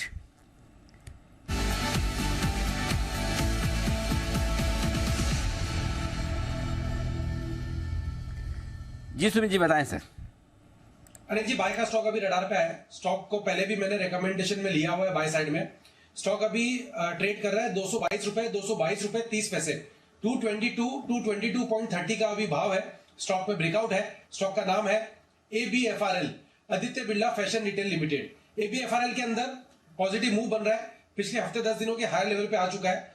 इनफैक्ट मई 2023 का हाई ये ब्रेक कर रहा है, यानी पिछले 2-3 महीनों के हाई के ऊपर ये ट्रेड कर रहा है। मेरे को ऐसा लग रहा है कि ABFRL के अंदर यहां से एक बढ़िया मूव ऊपर की तरफ बनेगा, जिसके अंदर पहला टारगेट बनेगा ऊपर में 230 रुपए का, दूसरा टारगेट बनेगा 234 रुपए का। स्टॉक का जो नीचे पे सपोर्ट है 215-217 के पास है। तो ट्रेडिंग के लिहाज से 217 के नीचे का स्टॉप लॉस लगा के ABFRL में खरीदारी करें। ऊपर में 230 का पहला टारगेट, 234 का दूसरा टारगेट, खरीदारी करें ABFRL। ABFRL खरीदारी करें। सुमित जी की राय ली जाए NTPC पर। नतीजे आने वाले हैं। आशीष हमारे साथ है, पहले बताएंगे NTPC का अनुमान और उसके बाद अगर हमारा मूड हुआ और अगर हमें जरूरत लगी और ऐसी फीलिंग आई कि बैंक से बेनिफिट सीरीज के पहले दिन पूछना चाहिए तो पूछेंगे। अभी NTPC बताओ। NTPC बता देता हूं सर। सबसे पहले 6% की ग्रोथ आपको आय में देखने को मिलेगी। नतीजे ठीक ठाक नजर आ रहे हैं। कामकाजी मुनाफे की बात की जाए नहीं बेटा तो यहाँ पर भी ग्रोथ है। 9,082 करोड़ के आसपास का आंकड़ा पिछले साल था, जो कि बढ़कर 11,062 करोड़ हो जाएगा। और मार्जिन में भी अगर आप देखें तो एक्सपांशन काफी बढ़िया है। 24% से बढ़कर 27% के मार्जिन जो है आपको यहाँ पर देखने को मिल सकते हैं। ओवरऑल मुनाफे का आंकड़ा भी ठीक ठाक ही नजर आ रहा है। ग्रोथ है, थोड़ी धीमी ग्रोथ है लेकिन ग्रोथ जरूर है। 6% की बढ़त यहाँ पर आपको देखने को मिलेगी। प्लांट अवेलेबिलिटी फैक्टर के चलते यहाँ पर अगर आप देखें तो थोड़ा सा कुछ बेनिफिट देखने को मिल रहा है। साथ में अगर आप देखें तो यहाँ पर जो कोयले की बिक्री हुई है इसका भी एक इम्पैक्ट यहाँ पर देखने को मिला। केपेक्स के ऊपर क्या होता है, रिन्यूएबल स्पेस पर क्या कमेंट्री आती है मैनेजमेंट की, यहाँ पर खास नजर रहेगी। लेकिन NTPC आंकड़ों के लिहाज से देखें तो नतीजे अच्छे हैं। स्टॉक भी आज बढ़िया मोमेंटम है। NTPC इस पर रखेंगे नजर। 4% ऊपर ये काउंटर। एक बार चार्ट चेक तो ले लेते हैं। टाटा पावर की हम बात कर रहे थे, बट NTPC में भी आज बढ़िया मूव आपको आते हुए दिखा है। हिमांशु जी एक बार NTPC के चार्ट देखें सर, बताएं 210 का लेवल। जबरदस्त स्टॉक है ये। REC PFC जबरदस्त तेजी लगातार देखने को मिली है और इसमें जो लेटेस्ट ब्रेकआउट देखने को मिला था वो लगभग 195 रुपए के आसपास देखने को मिल रहा था। एंड उस दिन बंसल जी छुट्टी पर थे और मैंने इसको मैं बाय रिकमेंडेशन दिया था, ये मेंशन करते हुए कि अगर बंसल जी होते तो इस पर कॉल जरूर देते। तब से इसमें एक शार्प अप मूव देखने को मिला। आज एक उस मूव का एक फ्रेश एक्सटेंडेड मूव देखने को मिला। मुझे लगता है 210 212 रुपए पर एक छोटा सा हर्डल जरूर देखने को मिल सकता है, क्योंकि काफी ज्यादा बड़ा एक कॉल राइटर का ओपन इंटरेस्ट डेवलप्ड है यहाँ पर। बट ऑल इन ऑल अगर कोई भी टीपी स्टॉक को मिलता है आने वाले समय में भी 204 206 रुपए के जोन में, वहां पे खरीदारी करने की सलाह रहेगी। 198 का स्टॉप लॉस लगाया जा सकता है। मुझे लगता है कि आने वाले दिनों में स्टॉक 215 218 रुपए तक का भी मूव दिखाने का पोटेंशियल रखता है। ये है आपके लिए एनटीपीसी नंबर्स भी इसके आने वाले हैं कल। बैन से बेनिफिट सीरीज के पहले ही दिन आशीष कुछ अपडेट लेकर आए, आइए जानते हैं उनके साथ।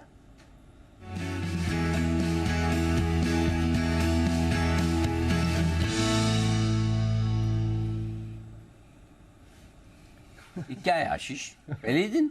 सर पहले ही दिन आगे आपको भी पता है सर स्टॉक कौन सा हो सकता है, एक के अंदर ही आईबुल हाउसिंग पहले दिन तो वही आ सकता, आखिरी दिन निकला भी वही था। एग्जैक्टली। अगर तो मुझे ये सवाल ये कि अगर ये एक्सपायरी है तो क्या साल भर बैन में ही रहता है? वैसे ही रहता है। मैं भी ये सोच रहा हूँ कि एफएनओ में है ही क्यों, अगर हर बार इसकी पोजीशन बनाने पर पेनल्टी है, पूरा 100% मार्जिन देना पड़ता है। मेरे ख्याल से तो आपका KRA पूरा करने के लिए ये ताकि लगे तो बने रहना चाहिए सर। कि आशीष बैन से बेनिफिट देते हैं। जैसे बहुत बार होता है ना कि कई बार आपको लगता है कि ये हमारी ट्रेनिंग क्यों कराई जा रही है, आपको लगता है हमें फायदा, लेकिन कई बार जो करवाने वाला उसका भी तो KRA होता है कि मुझे ट्रेनिंग करवानी है। आपको फायदा ना हो जरूरी नहीं है। वैसे कुछ स्टॉक आपके KRA के लिए बने, फायदा है मुझे सर इससे। KRA से मतलब मेरा ये, जो लोग नौकरी नहीं करते वो नहीं जानते होंगे। और की रिजल्ट एरिया, यानी कि जो आशीष काम कर रहे हैं वो कौन कौन से ऐसे इंपॉर्टेंट काम है आशीष की लाइफ में जो करेंगे, जिसके दम पर साल भर के बाद जब आशीष का अप्रेजल होगा तो परफॉर्मेंस देखी जाएगी। आशीष ने साल भर अच्छा काम किया नहीं, उसमें बेनिफिट भी एक है जी आशीष, जिसमें बड़ा योगदान आईबुल हाउसिंग का। ये समझाना जरूरी है लोगों को। वैसे बात सही क्या रहे हैं, क्या आईबुल्स नहीं होता तो आशीष का काम आधा होता है। सोचो कितनी परफॉर्मेंस आशीष। बात तो सही है, बच्चे हुआ इसलिए जी आप बताएं।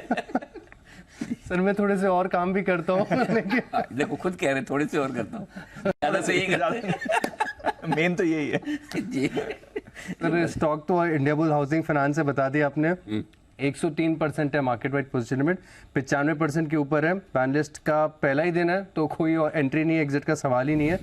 बैन लिस्ट में आपको दिख जाएगा इंडियाबुल हाउसिंग फाइनेंस 103%। आज मूवमेंट दिखा भी रहा था, कुछ ट्रेडिंग कॉल्स भी लोग देख रहे थे इसमें अगर आ सकते हैं कि नहीं, बट बैन में आ रहा है इंडियाबुल हाउसिंग पहले ही दिन एक्सपायरी के। आइए 3:20 हो चुके हैं, लेते हैं अनिल जी की इस समय की मार्केट स्ट्रेटजी भी।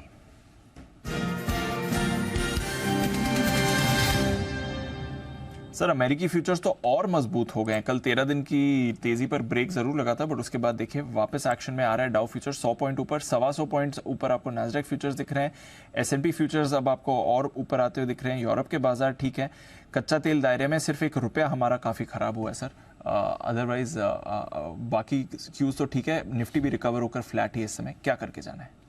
दीप व्यू थोड़ा सा तेजी की तरफ 60-40 है, 60-40 तेजी की तरफ ज्यादा है, क्योंकि निफ्टी की क्लोजिंग ठीक है, बैंक निफ्टी लेकिन 45,500 के नीचे बंद होता दिख रहा है।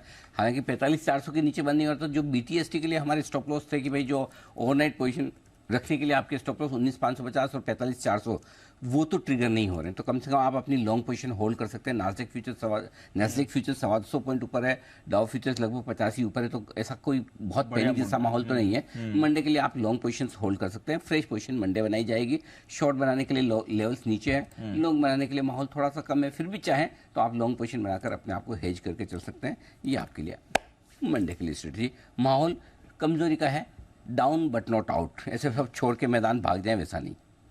अच्छा, भर भर के नहीं खरीदना है, लेकिन मैदान छोड़ के भागे वैसा भी नहीं। जितना है उतना उसको संभाल लो, शांति से बैठो, ये राय है। Got it. चलिए ये है आपके लिए राय, कोई परेशानी नहीं है। थोड़ा बॉयस पॉजिटिव। कभी लगे कि बहुत अच्छी डिश आ रही है और खाना, तो पहले वाला जो खाया थोड़ा वॉक कर लो, घूम फिर के आ जाओ, उसको डाइजेस्ट कर लो, पान खा लो या जो भी, और फिर थोड़ा वॉक करो, फिर उसके बाद तो अभी थोड़ा सा रुक के फिर दूसरी पोजीशन बनाई या उसको संभाल लीजिए। Got it sir, got it. चलिए ये है आपके लिए बाजार पर अनिल जी की राय। आइए MCX इसके नतीजे आने वाले हैं कल, कैसे रह सकते हैं नंबर्स, जानते हैं वरुण के साथ। वरुण बताइए, काफी चर्चा में रहा है MCX सॉफ्टवेयर करार भी इनको एक्सटेंड करना पड़ा 63 मूव्स के साथ, नंबर्स कैसे रहे? वरुण ऐसे जैसे MCX पूछ के दीप ने बड़ी गलती की। आपने जब कहा ना कि डाउन बट नॉट आउट, तो मुझे याद है MCX तो हिट विकेट है, सेल्फ गोल।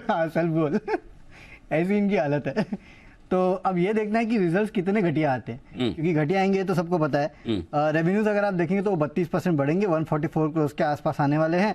कुल वॉल्यूम्स बढ़ोतरी होगी, जहाँ पे ऑप्शंस के वॉल्यूम्स में खासकर सपोर्ट मिलने वाला है, क्योंकि एनर्जी और बाकी जो कमोडिटी के ऑप्शंस हैं वहाँ पे वॉल्यूम्स अच्छे थे। लेकिन साथ ही साथ फ्यूचर्स के जो ट्रेड्स है उसमें ज़्यादा यहाँ पे बढ़ोतरी देखने नहीं मिलेगी, वहाँ पे टर्नओवर ज़्यादा नहीं रहने वाला है। अब क्योंकि इनका जो सॉफ्टवेयर का इशू है उसके चलते एबिटा 75-76% डाउन होगा, 49 करोड़ से घट के 12 करोड़ पे आएगा। मार्जिन 45% से गिर के करीब 8% के आसपास आने वाले हैं। मुनाफा 41 करोड़ से घटकर करीब 20 करोड़ के आसपास आने वाला है, और ये भी आएगा कि नहीं आएगा उसकी कोई गारंटी नहीं है। तो नतीजे कमज़ोर होंगे, रेवेन्यूज तो फिर भी बढ़ेंगे, लेकिन ऑपरेशनल डिजास्टर। ऑपरेशनल डिजास्टर और क्या कहाँ 45 करोड़ से घट के 4, 5, 6 करोड़ 10 करोड़ के आसपास। 100 करोड़ तो इनको उसी को देना है ना, सॉफ्टवेयर के पैसे। सॉफ्टवेयर हाँ, वो शायद इस क्वार्टर से होगा नहीं सर, वो 125 करोड़, इसके पहले मेरे ख्याल से 85 करोड़ देते थे ये। लेकिन 125 जो देंगे, रेवेन्यू का आपका अनुमान कितना है? 144 पर क्वार्टर। तो बचे हुए 24 करोड़ में 19 करोड़ में पूरा एक्सचेंज चलाना है। हाँ। यस, अगर एक क्वार्टर के 125 करोड़ आपको सॉफ्टवेयर के देने और 144 करोड़ का आपका अनुमान है, कितने बचे? 19 करोड़ ना। 19 करोड़ बचे। 19 करोड़ में बाकी सारे खर्चे निकाल रहे, सबकी सैलरी भी, बाकी खर्चे भी, दूसरे खर्चे जितने होते हैं, कनेक्टिविटी, टेक्नोलॉजी, फलाना ढिमका, ये सब मिलके, राइट, फिर भी आपके लिए प्रॉफिट में रहेगा। ये नहीं जी, पहले जो 85 करोड़ भर रहे थे ना उसके हिसाब से निकाला है, क्योंकि अब अगर आने वाले क्वार्टर में होगा। अच्छा, 85 करोड़ के हिसाब से फिर तो लॉस में आएगा, फिर तो थोड़ा बहुत प्रॉफिट होगा, वही 8, 10, 20 करोड़ जो भी आएगा आएगा। चलिए ठीक है। तो ये है आपके लिए MCX, जिस पर आपको रखनी है नजर। एक बार शरद जी से मैं राय लेना चाहता हूँ। शरद जी, अगर आप कवर करते हैं MCX, कोई व्यू? लगातार परेशानी, सॉफ्टवेयर कॉस्ट भी बढ़ा है, अब जनवरी क्रूड कॉन्ट्रैक्ट्स भी ये लॉन्च नहीं कर सकते क्योंकि सेबी ने यहाँ पर सवाल उठाए। तो MCX पर रखेंगे नज़र। शरद जी से भी थोड़ी देर में राय लेते हैं। आई थिंक थोड़ा कनेक्शन के साथ वीक है, बट स्टॉक आपके रेडार पर रहना चाहिए। क्लोजिंग की तरफ बढ़ रहे हैं, एक दो जो बड़े मूवर्स हैं आज के, वहाँ पर एक फाइनल व्यू ले लेते हैं हमारे एक्सपर्ट्स के साथ। डॉक्टर लाल आज सुबह से ही कमज़ोर है, काफ़ी बड़ी गिरावट आपने आती हुई देखी है, 4.5% नीचे ये काउंटर बंद होते हुए दिख रहा है। एक बार सुमित जी, डॉक्टर लाल के चार्ट पर राय दे दें। कैश में 5.5% नीचे, फ्यूचर्स में 4.5% नीचे बंद हो रहा है। का स्ट्रक्चर ओवरऑल वीक ही है, बीच में छोटे मोटे पुल बैक बाउंस बैक आते हैं, बट ऊपरी लेवल से वापस से सेलिंग प्रेशर देखने को मिलता है। आज का बहुत स्ट्रॉन्ग सेल ऑफ कैंडल देखने को मिल रहा है। 2300 का लेवल ये टूटना चाहिए और 2250 रुपए तक के लेवल आने वाले दिनों में डॉक्टर लाल में देखने को मिलने चाहिए। तो इसके अंदर बिकवाली ही करने का सलाह रहेगा, बाइंग अवॉइड करेंगे तो बेटर रहेगा। ओके, ये है आपके लिए डॉक्टर लाल, जहां पर आपको रखनी है नजर। पावर ग्रिड, एक बार इसको भी फोकस में ले लेते हैं। इसके नंबर्स आएंगे मंडे को, बट क्योंकि सारे पावर स्टॉक्स एक्शन में है, अभी एनटीपीसी के बारे में आशीष आपने बताया ही, पावर ग्रिड का क्या होगा? दीपांशु, सिमिलर है, अच्छी खासी ग्रोथ यहाँ पर देखने को मिल रही है, स्टेबल ग्रोथ है, 9% की आय में बढ़त देखने को मिल सकती है। 11,860 करोड़ का एस्टिमेट है। कामकाजी मुनाफे की बात की जाए तो यहाँ पर भी आप देखें तो ग्रोथ जरूर है 13% की, यानी 9,250 करोड़ के आसपास जो है पिछले साल था इनका। अब इस बार जो है बेटा रिपोर्ट करने वाले करीब 10,407 करोड़ का। मार्जिन देखें तो एक्सपांशन जरूर है, 85% से बढ़कर करीब करीब 88% के बेटा मार्जिन आपको देखने को मिल सकते हैं। और मुनाफे में ग्रोथ है लेकिन काफ़ी धीमी है, 5% की ग्रोथ यहाँ पर आपको देखने को मिल सकती है। दिक्कत की बात एक यही है कि स्टॉक काफ़ी ज़्यादा चल चुका है लगातार तेज़ी में, बाकी अगर नतीजों के आधार पर देखें तो तिमाही स्थिर रहेगी।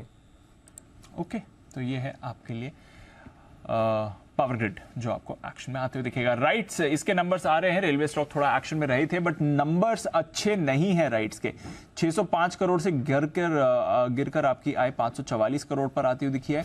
मुनाफा 145 करोड़ से घटकर 120 करोड़ का आते हुए दिखा है। तो टॉप लाइन बॉटम लाइन दोनों ने डिसअपॉइंट किया है। स्टॉक तो वैसे काफी मोमेंटम में था बट नंबर्स उस मोमेंटम को जस्टिफाई नहीं कर पा रहे हैं। कुणाल जी, आप चार्ट्स भी पुल अप कर लीजिए।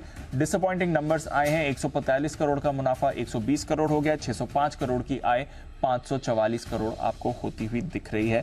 चार्ट्स क्या कहती हैं सर राइट्स की? देखिए, जैसा आपने कहा दीपांशु, एक बड़ा रन ऑलरेडी देख चुके हैं हम और उसके बाद करेक्शन भी आया है स्टॉक में और मुझे लगता है कि अब इन स्तरों के आसपास बहुत ज्यादा डाउनसाइड नहीं दिखती है मुझे। 440 के आसपास एक मजबूत सपोर्ट है, तो अगर ये लेवल करता है तो इसमें आपको कुछ समय के लिए अंडर परफॉर्मेंस देखने को मिलेगी और वापस से तेजी दिखेगी। तो मेरी राय में जिनके पास पोजीशन है, सबसे पहले तो एक स्टॉप लॉस रख लें। ये स्टॉप लॉस 438 रुपए 438 के स्टॉप लॉस से फिलहाल होल्ड करने की मेरी राय। ओके, तो ये है आपके लिए राइट्स जिस पर रखनी है आपको नजर, नंबर्स हैं थोड़े डिसअपॉइंटिंग इसके लिए। ओके, ये है आपके लिए पूरा का पूरा एक्शन। आइए फिर क्लोजिंग की तरफ बढ़ते हैं। सुस्ती की शुरुआत हुई है अगस्त सीरीज की, बट जितने खराब बाजार आपको 1-1.25 घंटे पहले दिख रहे थे उतने खराब है नहीं। निफ्टी ने पूरी रिकवरी करके ऑलमोस्ट फ्लैट बंद हो रहा है। बैंक निफ्टी आपको जरूर 200 पॉइंट नीचे बंद होते हुए दिख रहा है। एक्शन कहां पर रहा है? पावर स्टॉक्स आज के स्टार थे। NTPC, power grid top gainers दोनों के दोनों आज से 4% ऊपर। एनटीपीसी निफ्टी का top gainer, second biggest gainer power grid 3% ऊपर। एनटीपीसी के नंबर्स कल, पावर ग्रिड के नंबर्स मंडे को। अपोलो हॉस्पिटल्स ये भी रेडार पर था 2.5%, कल 6% टूटने के बाद आज एमएनएम में रिबाउंड है 1.5% ऊपर। बजाज फाइनेंस में खरीदारी दिखी है। जेएसडब्ल्यू स्टील पॉजिटिव था। डॉक्टर रेड्डीज फार्मा का मोमेंटम कैरी फॉरवर्ड करते हुए, साथ ही आपने एक्शन देखा है टाटा कंज्यूमर्स में। Reliance industries, ICICI bank, HUL, ITC दिग्गजों में यहां पर भी खरीदारी दिखी है, जिसकी वजह से निफ्टी को सहारा मिला है। बजाज फिनसर्व टॉप लूजर था 2% नीचे। एचडीएफसी बैंक में 2% का कट था। Tata motors, TCS, Infosys, HCL tech, Axis bank और टेक महिंद्रा यहां पर भी आपने थोड़ी कमजोरी आती दिखी है, बट बाजार की ब्रेथ पॉजिटिव थी। 35 निफ्टी स्टॉक्स आपको पॉजिटिव टेरिटरी में बंद होते हुए दिख रहे हैं। वायदा कारोबार की तरफ आइए। 2 टाटा ग्रुप स्टॉक्स से टॉप गेनर। टाटा केमिकल 6.5% ऊपर। टाटा पावर में भी 6.5% की तेजी दिख रही थी आपको। इंडिया बुल्स हाउसिंग पहले ही दिन बैंड में आने की तैयारी में है, 6.25% की तेजी के साथ बंद हो रहा है। एलआईसी हाउसिंग, जिस पर वागले साहब का बड़ा कॉल आया है, 4% ऊपर। इप्का लैब्स, मैरिको इसके नंबर से पहले स्टॉक एक्टिव है। आईईएक्स आज बढ़िया रिबाउंड आया इसमें। एस्कॉर्ट्स कुबोटा सुबह से ही एक्टिव दिख रहा था। बिरला सॉफ्ट कल जो नंबर्स के बाद तेजी शुरू हुई थी, आज भी कैरी फॉरवर्ड करती हुई 3% ऊपर ये काउंटर ट्रेड कर रहा था। जीएमआर एयरपोर्ट्स में खरीदारी रही। टाटा कम्युनिकेशंस लगातार एक्शन में है, अब 1800 के करीब आ गया है। सीमेंस में आपने पॉजिटिविटी देखी है, साथ ही इंडिया मार्ट और एबीबी यहां पर भी अच्छा एक्शन रहा। आईओसी नंबर्स के बाद स्टॉक टूटा है 3.5% नीचे। इसके बाद एचपीसीएल पर भी कमजोरी आई। डॉक्टर लाल आज का टॉप लूजर था। एमएनएम फाइनेंस में आपने वीकनेस देखी है, बेहद खराब नंबर्स इसके आते हुए दिखे हैं। संवर्धना मदरसन में भी आपने गिरावट देखी है। पीरामल एंटरप्राइजेज यहां पर कमजोरी है। ग्लेनमार्क फार्मा में आपने वीकनेस देखी है। Coromandel, Laurus labs, Canfin homes, Exide numbers के बाद ये भी 2% का कट दिखाते हुए, साथ ही एम्फेसिस, एल्केम लैबोरेटरीज और पीएनबी यहां पर भी आपने वीकनेस देखी है। कैश के भी कई सारे स्टॉक्स हैं जो आज आपको रेडार पर आते हुए दिखे। राइट्स जो अभी हम देख रहे हैं नंबर्स पर रिएक्ट भी कर रहा था। इंटेलेक्ट डिजाइन 20% का अपर सर्किट इस काउंटर पर लगते हुए दिखा है। कल वायदा कारोबार में इसका आखिरी दिन था, नंबर्स अच्छे आए, बट 20% का अपर सर्किट इस काउंटर ने आज लगाया है। गॉडफ्रे फिलिप्स 8.5% ऊपर था। एनसीसी में 8.5% की तेजी देखी है। Prestige Estates, Sterling and Wilson, Advanced Enzymes, SKF India, IRB Infra, Westlife Foodworld जहां पर मैनेजमेंट ने आज हमने बात भी करी थी 5% ऊपर तो ये भी था। ई क्लर्क्स, लक्ष्य cables, restaurant brand, Asia, Indian bank और साथ ही एनएमडीसी स्टील, इस पर भी अच्छी तेजी दिखी। मिड कैप इंडेक्स 0.5% ऊपर था। स्मॉल कैप इंडेक्स में हल्की खरीदारी थी। तो अनजी ब्रॉडर मार्केट ने आउट परफॉर्म किया है।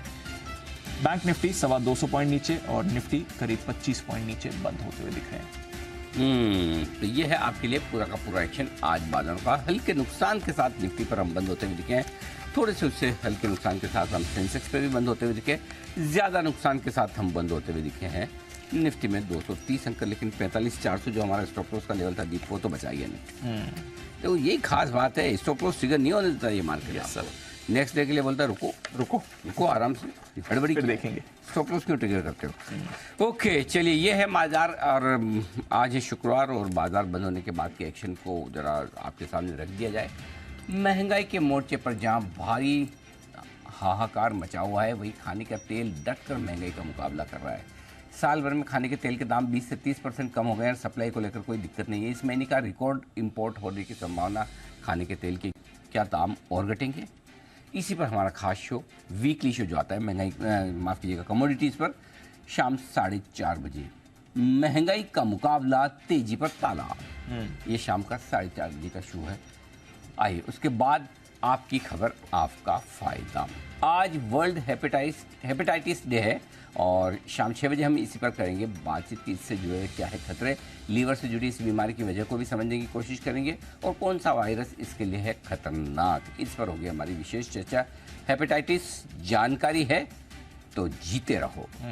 हमारा साथ देंगे इस शो में डॉक्टर सौमित्र रावत साहब होंगे, chairman liver transplant sir Ganga Ram hospital, doctor Neelam Mohan senior director liver transplant Medanta hospital और doctor Swati Maheshwari senior physician. इन तीनों से करेंगे मुलाकात 6 बजे 5:56 पर इस खास शो में।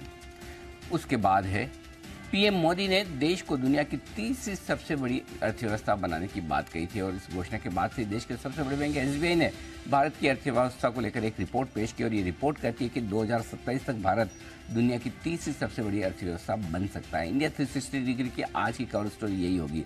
एसबीआई की रिपोर्ट क्या कहती है और क्या है भारत के लिए चुनौतियाँ।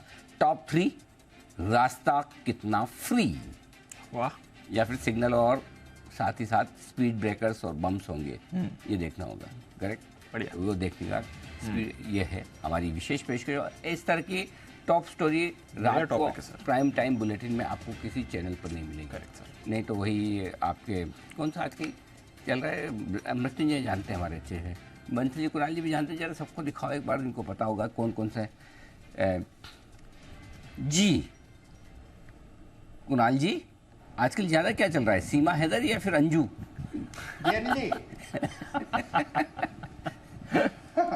अनिल जी, सीमा हैदर अनिल जी थोड़ा पुराना हो गया है, वो पिछले हफ्ते चल रहा था अनिल जी। अच्छा, ओके। अब ये अंजू वाला कार्ड अनिल जी ज्यादा चल रहा है। हाँ, तो इसीलिए आप पूछा मैंने कि रात को 8 बजे आपको एसबीआई की रिपोर्ट देखनी है।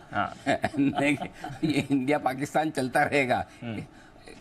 गजब मामला देखो, 140 करोड़ लोग हमारे यहाँ हैं, मुझे पाकिस्तान की आबादी पता नहीं कितनी है, 40-50 तो होगी। हाँ, मतलब कुल मिला के 200 करोड़ में एक इधर चला गया और एक इधर आ गया। उसमें इतना उसमें मतलब ऐसा लग रहा है कि जैसे सारे यहाँ के लोग वहाँ जाके शादी कर रहे हैं, वहाँ के लोग इधर भाग के आ रहे हैं। थोड़ा रुको भाई, इसलिए बोलता हूँ अच्छा कंटेंट देखना भी हर किसी के बस की बात नहीं है, बनाना तो है ही नहीं, देखने के लिए भी आप में भी क्वालिटी चाहिए कि क्या देखना है। करेक्ट। तो बाकी हम किसी की बुराई नहीं करते सब, लेकिन आपको क्या देखना है ये तो आप डिसाइड करो। हर चीज़ चलती है, मतलब हर तरह की फिल्में भी रिलीज होती है, हर तरह के सीरियल्स भी होते हैं, हर तरह के चैनल भी होते हैं, लेकिन क्वालिटी कंटेंट अगर आप देखना चाहते हैं तो हमारी टीम शाम को इसलिए मेहनत करती है कि आप देखिए जो कुछ आपका नॉलेज बढ़ाए, काम आए, वो देखिए। एनीवे, आइए विदा लेने का वक्त है। दिल्ली का मौसम बड़ा सुहाना है, इसमें have a nice weekend. Kunal ji, Rakesh ji, Himanshu ji, आप तीनों को शुभकामनाएं। और मुंबई का मौसम तो एवरग्रीन है, सुमित जी के लिए तो बिल्कुल समय है रोड के बीच में फोटो खिंचवाने का। सुमित जी कहीं जा भी रहे ना, आपने कहा कि मैं घूमने जा रहा हूँ। नहीं जी, घूमने नहीं, सेमिनार में जा रहा हूँ। अच्छा, सेमिनार में, हाँ मतलब नागपुर। अच्छा, पेड लीव ना। ओके। और विशेष जी और वागले साहब, सबका बहुत बहुत धन्यवाद आज हमारा साथ देने के लिए। चलिए, मुझे और दीप को दीजिए इजाजत, लेकिन मृत्युंजय हमारे साथ तैयार है कमोडिटी बाजार के एक्शन को आगे बढ़ाने के लिए।